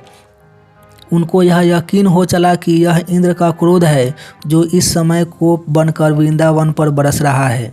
एक बुजुर्ग बोला भी, हमारी तो बुद्धि ही भ्रष्ट हो गई थी जो हम कल के छोकरे की बात में आ गए थे। कोई दूसरा बोला, इससे तो अच्छा होता हम खुद ही इस छोकरे को गांव से निकाल देते। यानी संध्या को जहां मेरी बखान की धूम मची हुई थी, वहीं रात ढलते ढलते मुझे कोसने वालों की तांता लग गया था। भीड़ भी बुजुर्गों व गोपों समेत 50 के करीब की एकत्रित हो चुकी थी। किसी ने ठीक ही कहा है कि मनुष्य नहीं, समय और परिस्थिति बलवान होती है। वह तो अच्छा था कि मैंने उनके बखानों को नहीं स्वीकारा था। यह मेरी समझदारी ही थी जो मैं बखान सुनकर फूला नहीं था, और यही कारण था कि इस समय मैं उनके तिरस्कारों को भी आसानी से नज़रअंदाज कर पा रहा था। 100 बातों की एक बात मैं जानता ही था कि यह तिरस्कार भी तारीफों की ही तरह उनकी कमज़ोर मानसिकता की एक उपज मात्र है। सो उनकी बातों की तो मैं दृढ़तापूर्वक अवहेलना कर रहा था, पर इधर इतनी भयानक वर्षा देखकर मैं पूरी तरह चकरा गया था। सच कहता हूँ कि इतनी तेज बारिश मैंने पहले कभी नहीं देखी थी। मैं जानता था कि यह वर्षा एक संयोग मात्र है, परंतु अब किससे कहूँ, क्या कहूँ, कौन सुनेगा मेरी। अब तो किसी के मेरे पर विश्वास करने का सवाल ही नहीं उठता था, क्योंकि उनके अनुसार तो मेरे कारण ही उन पर यह महासंकट आया था। इस वर्षा ने मेरी वह दुर्गति की थी कि मेरे वृंदावन में ही आंखें उठाना मुश्किल हो गया था। सभी बुजुर्ग मुझे ऐसे घूर घूर कर देख रहे थे मानो मैं कोई महापाप कर बैठा हूँ। इतना ही नहीं, नंद जी भी अत्यंत दुखी थे। उनके विचार भी अन्यों से भिन्न कतई नहीं थे। सबके सब बार बार एक ही बात दोहरा रहे थे, इंद्र का कोप आज हमारा सर्वनाश करके ही शांत होगा। इधर मेरे कानों में सबकी आवाज़ तो जा रही थी, पर समझ में किसी की एक बात नहीं आ रही थी। मुझे तो घूम फिर कर एक ही बात समझ में आ रही थी कि कुछ भी कर इस भयानक वर्षा से बचने का तत्कालिक उपाय खोजना आवश्यक है, और स्वाभाविक तौर पर इस हेतु विचार विमर्श करना जरूरी है। अब वह तो हो नहीं रहा था, और उल्टा विचार विमर्श के नाम पर मुझे कोसना जारी था। समस्या जटिल थी। बुजुर्ग कुछ कर नहीं सकते थे और मुझे कुछ करने देने वाले नहीं थे। वहीं वर्षा थमती नहीं दिख रही थी, यानी समय के साथ बचना नामुमकिन होता जा रहा था। चिंतित मैं भी था व चिंतित अन्य भी थे। फिर भी फर्क यह था कि मैं जहां उपाय की चिंता में लगा हुआ था, वहीं सब मुझे कोसने की चिंता में पड़े हुए थे। आखिर सुबह होते होते जब मुझे कोस कोस कर थक गए तो उपायों पर चर्चा प्रारंभ की, और एक ऐसा उपाय खोज निकाला कि मेरा तो माथा ही चकरा गया। जैसा कि सर्वविदित है कि भयभीत व्यक्ति सीधे प्रार्थना पर उतर आता है, वही बुजुर्गों ने भी किया। सब कोई इंद्र से माफ़ी मांगने में लग गए। जहाँ देखो वहाँ प्रार्थनाएं शुरू हो गई। चारों ओर रूठे इंद्र को मनाने की कोशिश होने लगी। यह देख मेरा तो अस्तित्व ही मुझे धोखा दे गया। नज़रें तो ऐसी झुकी कि उठने का नाम ही नहीं ले रही थी, और मेरे मन पर क्या बीत रही थी मैं बयां ही नहीं कर सकता। हालात तो ऐसी हो गई थी कि काटो तो खून नहीं। इधर मेरी हालत देख बेचारे बाल ग्वालों का उत्साह भी मायूसी में बदल चुका था। ऐसे में उनसे भी किसी तरह की उम्मीद रखना व्यर्थ था। दूसरी तरफ बुजुर्गों की यह प्रार्थनाएं मेरे अस्तित्व पर प्रश्न चिन्ह लगा ही चुकी थी। यानी अब आगे मेरे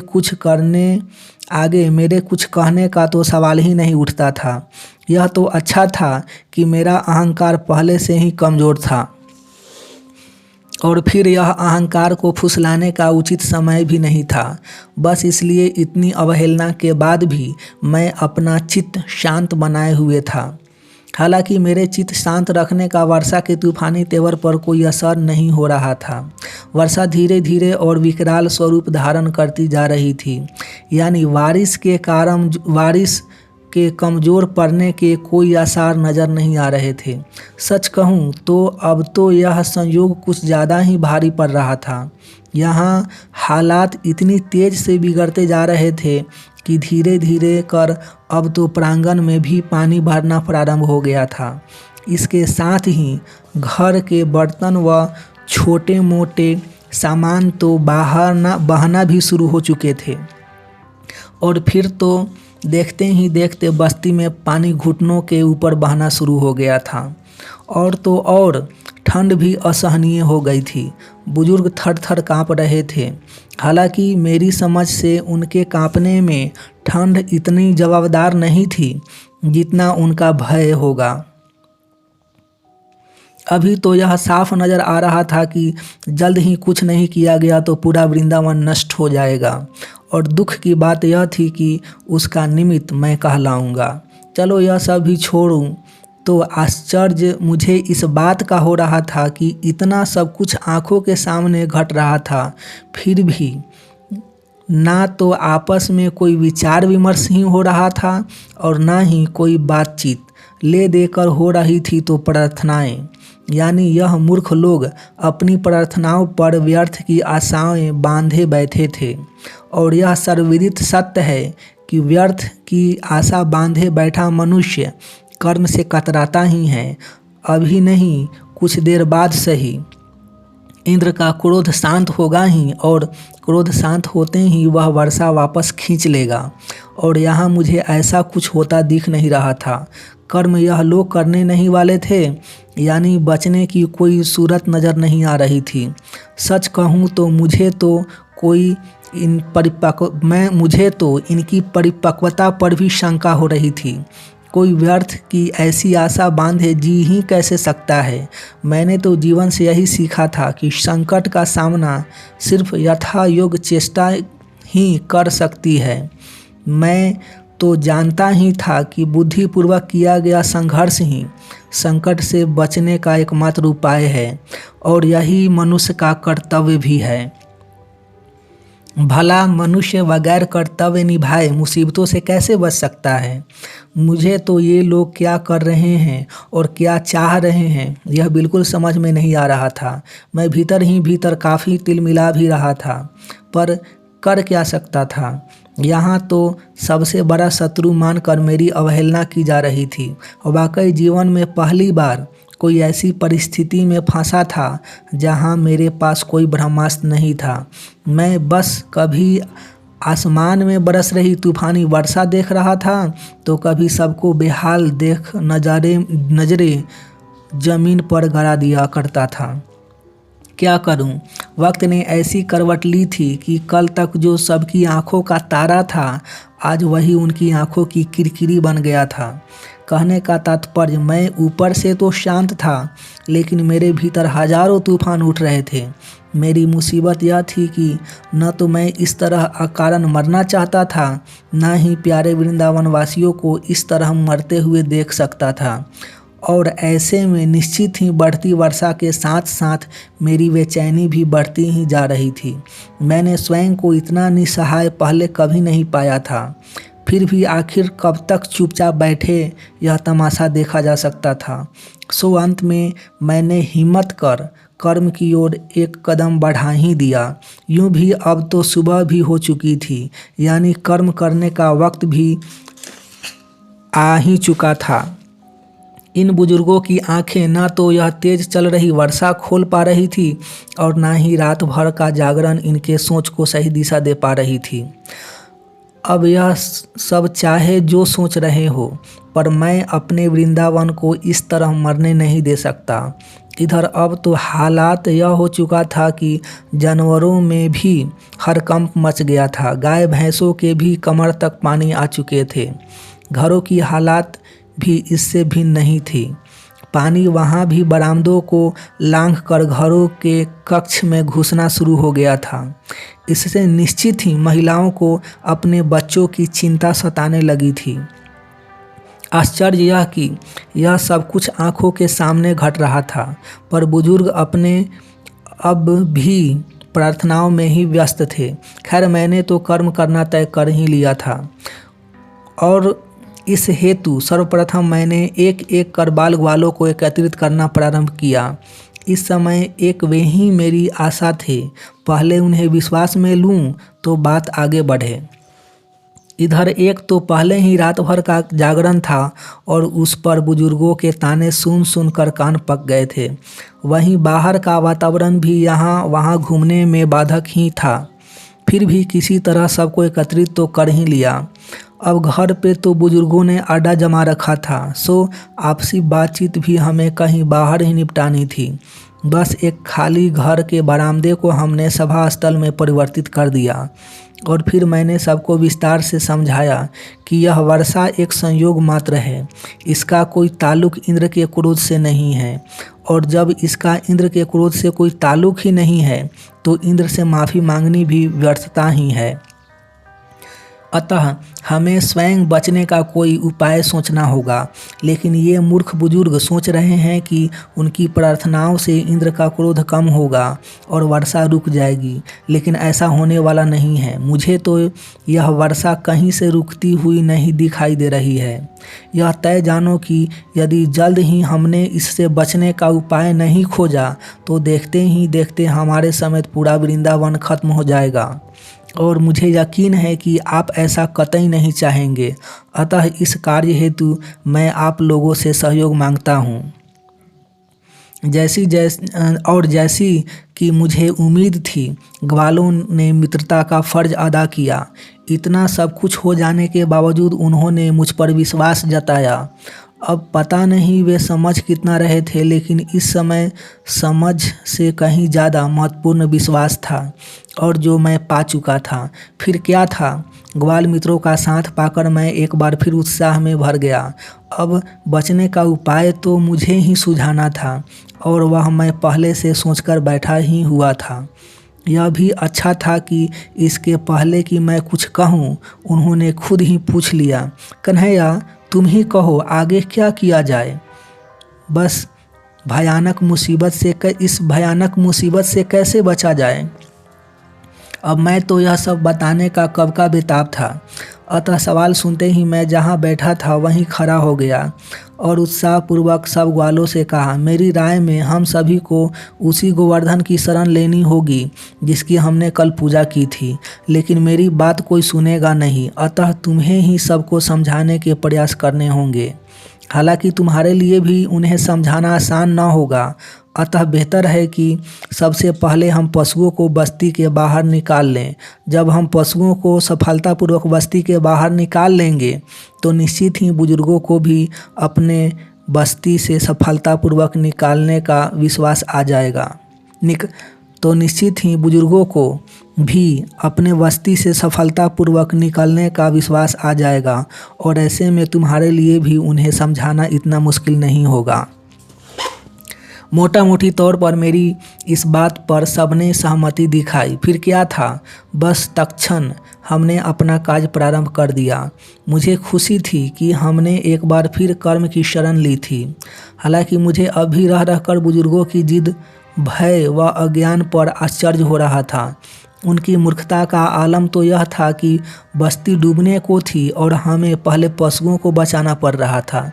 सच कहूँ तो उनकी इस मूर्खता का ऐसा परिणाम देखकर मुझे मन ही मन हंसी भी आ रही थी। भयभीत मनुष्यों से जानवर ज़्यादा महत्वपूर्ण होते हैं, यह बात इस समय कितनी आसानी से सिद्ध हो रही थी। खैर, इधर कुछ ही देर में हमने सारे पशुओं को सफलतापूर्वक बस्ती के बाहर निकाल लिया था। आश्चर्य यह कि सबूत देख चुके थे, पर बावजूद इसके ग्वालों को बुजुर्गों को समझाने में काफ़ी मशक्क़त करनी पड़ रही थी। यह तो अच्छा था जो अंत में वे मान गए थे, यूं भी मरता क्या न करता। खैर छोड़ो, उधर बुजुर्गों के मानते ही ग्वाले उत्साह से भर गए। फिर तो देखते ही देखते हम सभी को बस्ती के बाहर निकालने में सफल हो गए। कहने की ज़रूरत नहीं कि जैसे ही सभी सही सलामत बस्ती के बाहर निकल आए, मैंने राहत की सांस ली। निश्चित ही सबके बस्ती से बाहर निकलते ही अब जान माल का खतरा काफ़ी हद तक टल चुका था, क्योंकि बस्ती से बाहर निकलना ही सबसे दुष्कर कार्य था। बस्ती के बाहर तो इतनी जल्दी पानी भरने की कोई संभावना नहीं थी।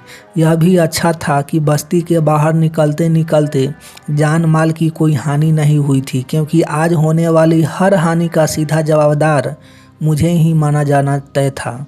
खैर, इन सब छोटी मोटी बातों पर ध्यान न दूं तो अब हमारा काफिला धीरे धीरे गोवर्धन की तरफ बढ़ा चला जा रहा था। लेकिन यह यात्रा भी कोई आसान न थी। जहाँ एक तरफ चारों ओर कीचड़ ही कीचड़ था, तो दूसरी ओर बारिश अब भी अपने पूरे उफान पर ही थी। यानी मौत से तो पीछा छुड़ा आए थे, पर संघर्ष कई गुना बढ़ गया था। निश्चित ही यह सफ़र तो हम कड़ी मेहनत करने वालों ग्वाले ही तय कर सकते थे और कर रहे थे।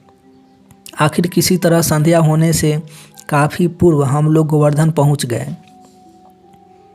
निश्चित ही गोवर्धन पहुंचना बड़ी उपलब्धि थी। एक बार गोवर्धन पहुंच गए तो जान बचना तो तय हो चुका था। कहने की ज़रूरत नहीं कि इससे मेरे उत्साह व आत्मविश्वास दोनों लौट आए थे, और इसी के चलते मैंने ग्वालों को सबसे पहले बुजुर्गों व बच्चों को पर्वत पर चढ़ाने के लिए कहा। इस समय मेरी कर्मठता पूरे जोर पर था। यूं भी सफलता उत्साह बढ़ा ही देती है। दूसरी तरफ जान बचते ही धीरे धीरे सभी का मुझ पर विश्वास भी बढ़ता जा रहा था, और कहने की ज़रूरत नहीं कि उनका बढ़ता विश्वास मेरे आत्मविश्वास में हजारों गुना इजाफा कर ही रहा था। वहीं आप मानेंगे नहीं कि अब कहीं जाकर मेरी बात सीधे सुनी जाने लगी थी। अब तक तो मैं ग्वालों को समझाता था और ग्वाले बुजुर्गों से कह रहे थे। खैर, यहाँ भूखे पेट होने के कारण पूरी कर्मठता दिखाने के बावजूद किसी तरह संध्या ढलते ढलते ही हम लोग पहाड़ी पर चढ़ पाए थे। अच्छा, हमने यह किया था कि हमने अपने पालतू पशुओं को बीच में ही एक स्थान पर खुला छोड़ दिया था, वरना तो शायद हम पहाड़ी चढ़ ही नहीं पाते, क्योंकि न सिर्फ थकान बल्कि तेज बारिश व ठंड हमारी स्वयं की चढ़ाई में बाधक सिद्ध हो रहे थे। उधर आगे का कार्य भी सोचा था उससे कहीं ज़्यादा दुष्कर नज़र आ रहा था। गोवर्धन चढ़ते ही हम लोग बाढ़ से तो बच गए थे, परंतु मौत का साया पूरी तरह टल गया हो ऐसा नहीं जान पड़ रहा था। मानना होगा कि इस समय भयानक वर्षा ने मेरी सोच को ही मात दे दी थी। यानी मौत अब भी मुंह फाड़े खड़ी थी, सिर्फ उसने अपना स्वरूप परिवर्तित किया था, अर्थात अब वर्षा व ठंड के मिले जुले स्वरूप में वह प्रकट हो गई थी। मैं तो हक्का बक्का रह गया था। यहाँ तक भी कहना मुश्किल हो गया कि यह तूफानी वर्षा व ठंडी हवाएं सुबह तक कितनों के प्राण ले लेगी। यह तो 4 दिन चले 2.5 कोस वाली बात हो गई थी। बाढ़ से बचने गोवर्धन पे शरण ली थी, और यहाँ पहुँचने पर वर्षा और ठंड मौत बनकर मंडराने लगी थी। अब जो है सो है, पर उपाय तो इसका भी खोजना ही था, सो खोज लिया। यदि जल्द ही गोवर्धन की गुफाओं में शरण ले ली जाए तो वर्षा और ठंड दोनों के प्रकोप से बचा जा सकता है। बस क्या था, बाल ग्वालों के साथ मिलकर तत्क्षण मैंने गुफाएं खोजने शुरू की। गोवर्धन यूं तो गुफाओं से भरा पड़ा था, फिर भी तेज बारिश के लिहाज से ज़्यादा गहरी व सुरक्षित गुफाएं खोजना आवश्यक था। कर्मठता क्या नहीं कर सकती। रात्रि चढ़ते चढ़ते हम सभी गुफाओं में आसरा ले चुके थे, और इसके साथ ही एक बहुत बड़ा कार्य समाप्त हो गया था। निश्चित ही यह गुफाएं ठंड व वर्षा दोनों से सुरक्षा प्रदान कर रही थी और इसमें भी कोई दो राय नहीं कि इस समय यह गुफाएं सभी को किसी राजमहल से कम सुखद मालूम नहीं पड़ रही थी। खैर, इधर हम तो गुफा में शरण ले सुरक्षित हो चुके थे, पर उधर वर्षा थी जो रुकने का नाम ही नहीं ले रही थी। अब तो गोवर्धन के नीचे भी घुटनों तक का पानी भर गया था, अर्थात यह तय था कि बस्ती तो अब तक पूरी तरह डूब चुकी होगी। डूबने दो, अभी तो इधर गुफाओं में शरण लेते ही मौत को मात देने वाली प्रसन्नता सबके चेहरे पर उभर आई थी। अब बाकी सबकी तो ठीक, पर मेरी यह खुशी ज़्यादा देर तक टिकी नहीं, क्योंकि अचानक मेरा चिंतन आगे मुँह फाड़े सबसे बड़ी समस्या में उलझ गया। एक तो कल रात से किसी ने कुछ खाया नहीं था और ऊपर से अत्यंत कष्ट उठाकर किसी तरह हम लोग गोवर्धन तक पहुँचे थे। यानी निश्चित ही सभी थक कर निढाल हो चुके थे। मैं साफ देख पा रहा था कि अब जान के नाम पर सिर्फ सांसें चल रही थी। वहीं दूसरी ओर यह अंदाज़ा भी हो रहा था कि यह बारिश कुछ भी कर थमने वाला नहीं है। निश्चित तो यह भी दिखाई दे रहा था कि यदि ऐसी ठंडी हवाओं के साथ यह तूफ़ानी बारिश जारी रही तो कुछ लोग भूख से व बचे खुचे लोग ठंड से अपनी जान गंवा बैठेंगे। यानी कुल मिलाकर इस समय यह सब मेरी चिंता का सबब बना हुआ था।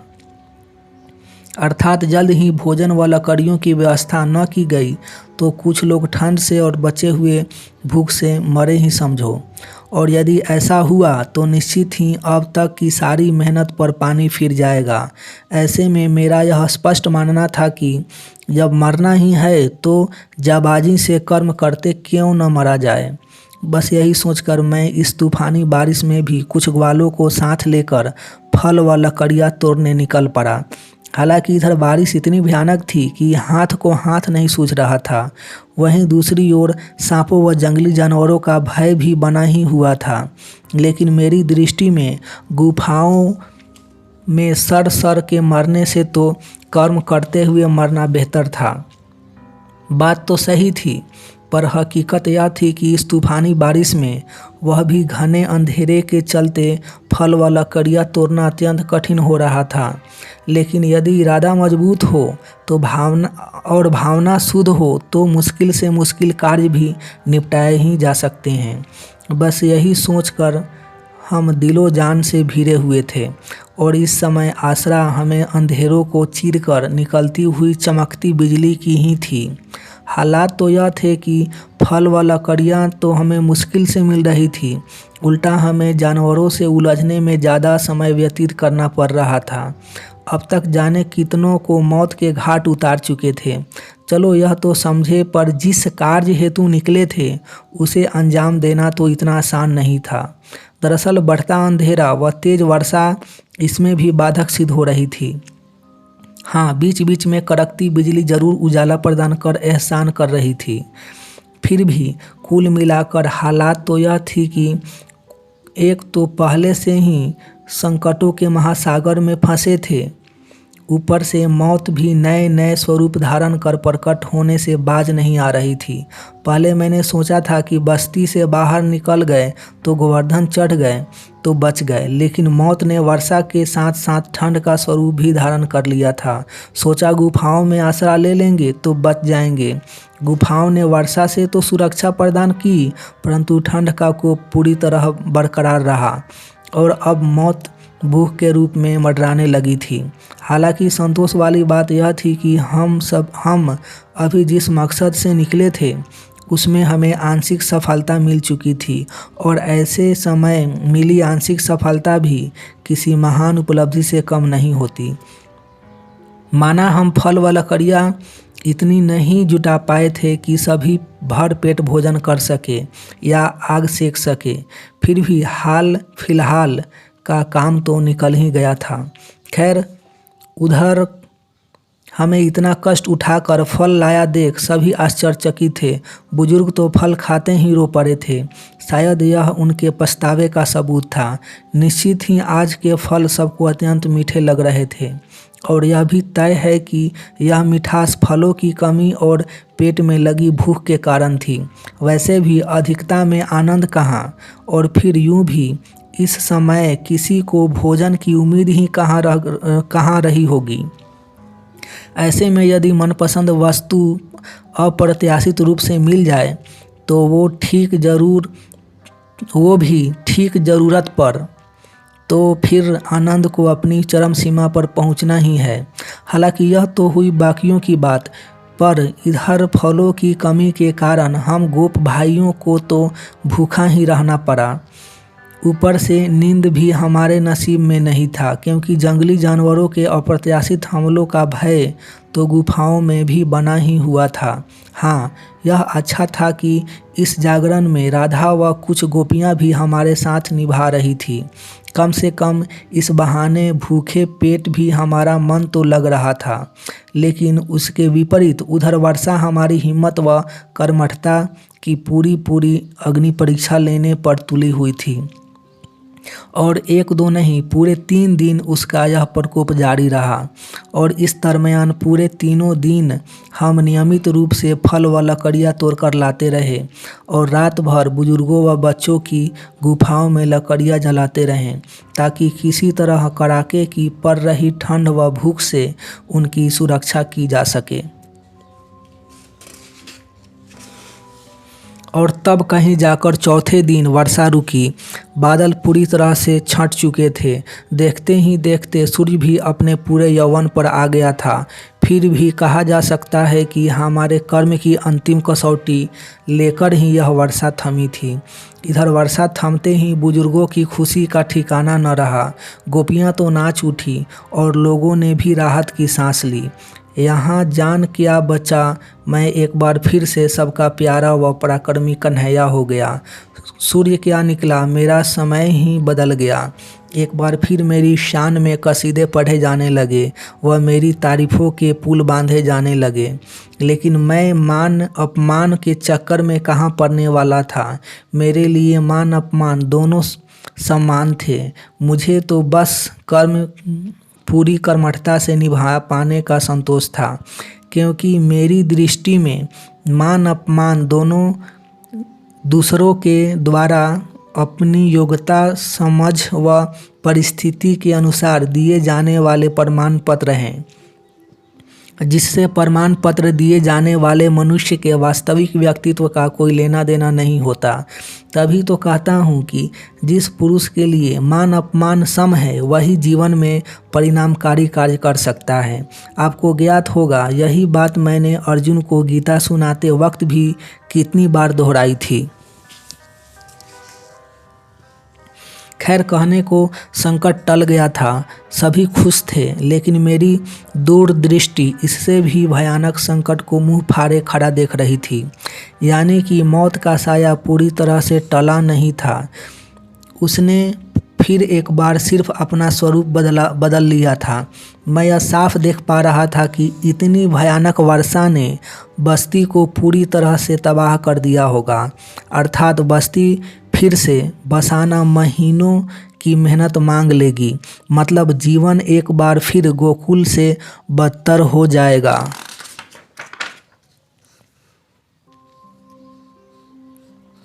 यानी नज़ारा ऐसा था कि एक तरफ जहां हर कोई खुशी से झूम रहा था, वहीं दूसरी तरफ मैं गंभीरतापूर्वक स्वयं को आगे पड़ने वाले कठिन कर्म के लिए तैयार करने में लगा हुआ था।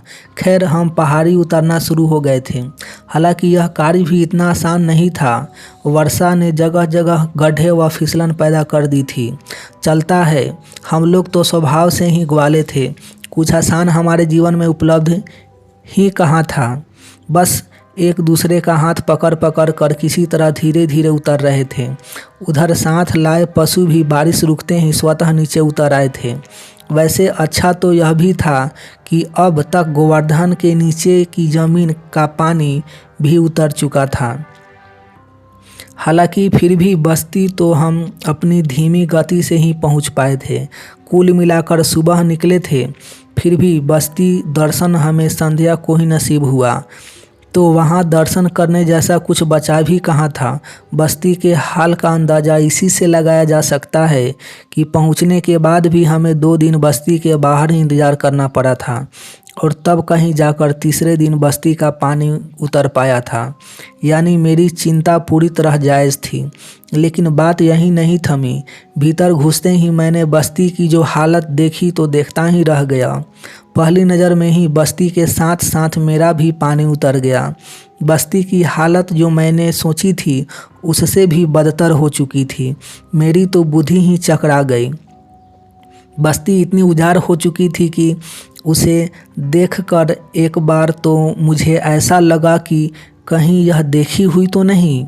क्या सचमुच यह वही बस्ती है जहां इतने वर्षों से हम रह रहे हैं? सच आज अपने ही घर को देखकर ऐसा लग रहा था कि हो न हो यह पहले भी कहीं देखा हुआ है। इधर मेरा तो ठीक, बाकी सब तो यह तबाही देखकर हतप्रभ रह गए थे। बुजुर्ग तो बुरी तरह हताश हो गए थे, लेकिन मेरे लिए यह समय न अवाक होने का था न हताश होने का, क्योंकि समय कर्म की एक कड़ी कसौटी मांग रहा था। जहाँ घर के नाम पर सिर्फ टूटी फूटी दीवारें ही बची हुई थी, तो वहीं छत के नाम पर सिवाय खुले आकाश के कुछ नज़र नहीं आ रहा था। यानी बिछाने को कीचड़ से सनी जमीन व ओढ़ने को वर्षा से भरपूर आसमान मौजूद था। निश्चित ही जीवन इससे ज़्यादा कठिन हो ही नहीं सकता था। मौत अपने सबसे भयानक स्वरूप में प्रकट हुई खड़ी थी और उससे जूझे बगैर जीने का कोई उपाय नहीं। लेकिन अब जो था सो था और उपाय यहीं से आगे खोजना था। बस मैं तत्काल प्रभाव से कर्म की शरण चला गया। सबका उत्साह बढ़ाने हेतु हाथों हाथ मैंने वहीं सबके सामने बाल ग्वालों व गोपों की सभा बुलाकर उन्हें एक जोश भरा संबोधन भी दे डाला।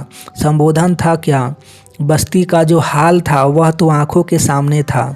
अब जो हताश होने की बजाय बस पूरी कर्मठता से काम पर भिड़ते हुए सवाल बस्ती दोबारा बसाने का ही था, सो सबको जोश में ला दिया। यूं भी जीवन में परिस्थिति के सामने हथियार डाल दे वह मनुष्य ही क्या, और उसके साथ ही हम लोग आगे के कार्य निपटाने हेतु तैयार थे। बस मैं बाल ग्वालों व गोपों को लेकर तुरंत कार्य पर लग गया। मैंने तत्क्षण ग्वालों व गोपों की 2 टुकड़ी बना ली। पहली टुकड़ी में करीब 20 ग्वाले थे, जिन्हें फल व लकड़ियाँ तोड़ने व लाने की जिम्मेदारी सौंपी। दूसरी टुकड़ी थी थोड़ी बड़ी और जिसमें 50 के करीब गोप थे, जिनको मैंने निर्माण कार्य सौंपा। स्वाभाविक रूप से निर्माण हेतु सामग्री एकत्रित करना भी इन्हीं की जिम्मेदारी थी। हम कार्य पर तो भिड़ गए थे, परंतु अब की कार्य अत्यंत दुष्कर था। एक तो हमारे पास ओढ़ने बिछाने तक को कुछ न था और ऊपर से वर्षा ऋतु थी। ऐसा समय जंगलों में काटना सिर्फ हम ग्वालों के ही बस का था। ऐसे में एक और निर्माण कार्य पर भिड़ना व दूसरी ओर सबके भोजन पानी की भी व्यवस्था करना, सचमुच हम तो काम पे लग गए थे। वहीं वर्षा भी रह रहकर बाधा पहुंचाने में कोई कसर नहीं छोड़ रही थी। वाकई वर्षा ऋतु जो मेरी सबसे पसंदीदा ऋतु थी, उसने इस बार ऐसा कहर बरपाया था कि अब तो वर्षा के नाम से ही मुझे घबराहट होने लगी थी। कह सकता हूँ कि यह वर्षा पहले भी मुझे पागल कर देती थी और आज भी मुझे पागल किए हुए थी। ऐसे में फल फूल तोड़ना अपनी जगह था, पर निर्माण कार्य कोई दिन या हफ्तों का काम तो था नहीं, और ऊपर से डेरा हमें बस्ती के बाहर एक बड़े टीले पर डालना पड़ा था। अब जीवन में वैसे ही कष्ट कम न थे, जो उस पर लगातार खुले में रहने के कारण तथा वर्षा व ठंड से कोई उचित सुरक्षा न होने के कारण अब हमें लगातार बीमारियों से भी जूझना पड़ रहा था। निश्चित ही यह मेरे अब तक के जीवन का सबसे कठिनतम समय था। मेरा तो ठीक, पर अन्य किसी के लिए यह समय निकालना कतई आसान नहीं था। लेकिन जीना तो मुश्किल है, मुश्किल से मुश्किल समय काटना ही पड़ता है। और जहाँ मेहनत हो वहाँ जीने की लगन हो, वहाँ बुरा वक्त निकलते कहाँ देर लगती। यही हुआ। करीब 1 माह के अथक प्रयास के बाद हम 4 मकान का पुनः निर्माण करने में सफल हो गए। सर्वप्रथम हमने बुजुर्गों, महिलाओं व बच्चों को इनके घरों में आसरा दिया। खुले शब्दों में कहूँ तो आसरा क्या दिया, एक तरीके से उन्हें इन घरों में ठूंस दिया। चाहे जो हो, उनके आसरा लेते ही हमने चैन की सांस ली। उन बेचारों ने सचमुच अपनी क्षमता से बढ़कर कष्ट उठाए थे। हम जवान गोप गोपियों का क्या था, हमारी तो उम्र ही कष्ट भोगने को थी। वैसे एक बात की तारीफ करनी ही होगी कि राधा और गोपियाँ हर जगह हमारा बराबरी पर साथ निभा रही थी। वैसे एक बात और अच्छी हुई थी, जो अब वर्षा ऋतु पूरी तरह जा चुकी थी। निश्चित ही इससे निर्माण कार्य आसान हो गया था और इसका सकारात्मक नतीजा भी आया। अगले 2 माह के अथक प्रयासों के बाद एक बार फिर बस्ती अपने पुराने रंग में आ चुकी थी। लेकिन एक बात तो कहनी ही होगी कि बार बार बिना घर के रहना व मात्र जीने के लिए संघर्ष करना हम ग्वालों का भाग्य हो चुका था। और मेरी दृष्टि में ऐसे विचित्र भाग्य के लिए किसी हद तक हमारे बुजुर्ग के दकियानूसी विचार भी जवाबदार थे होंगे। अभी तो भले ही बस्ती बस चुकी थी, पर मैं पूरी तरह से उजड़ गया था। सच कहूँ तो इस बार की वर्षा ने मुझे पिघलाकर आधा कर दिया था। जीवन में पहली दफ़ा मैं गहरी थकान का अनुभव कर रहा था।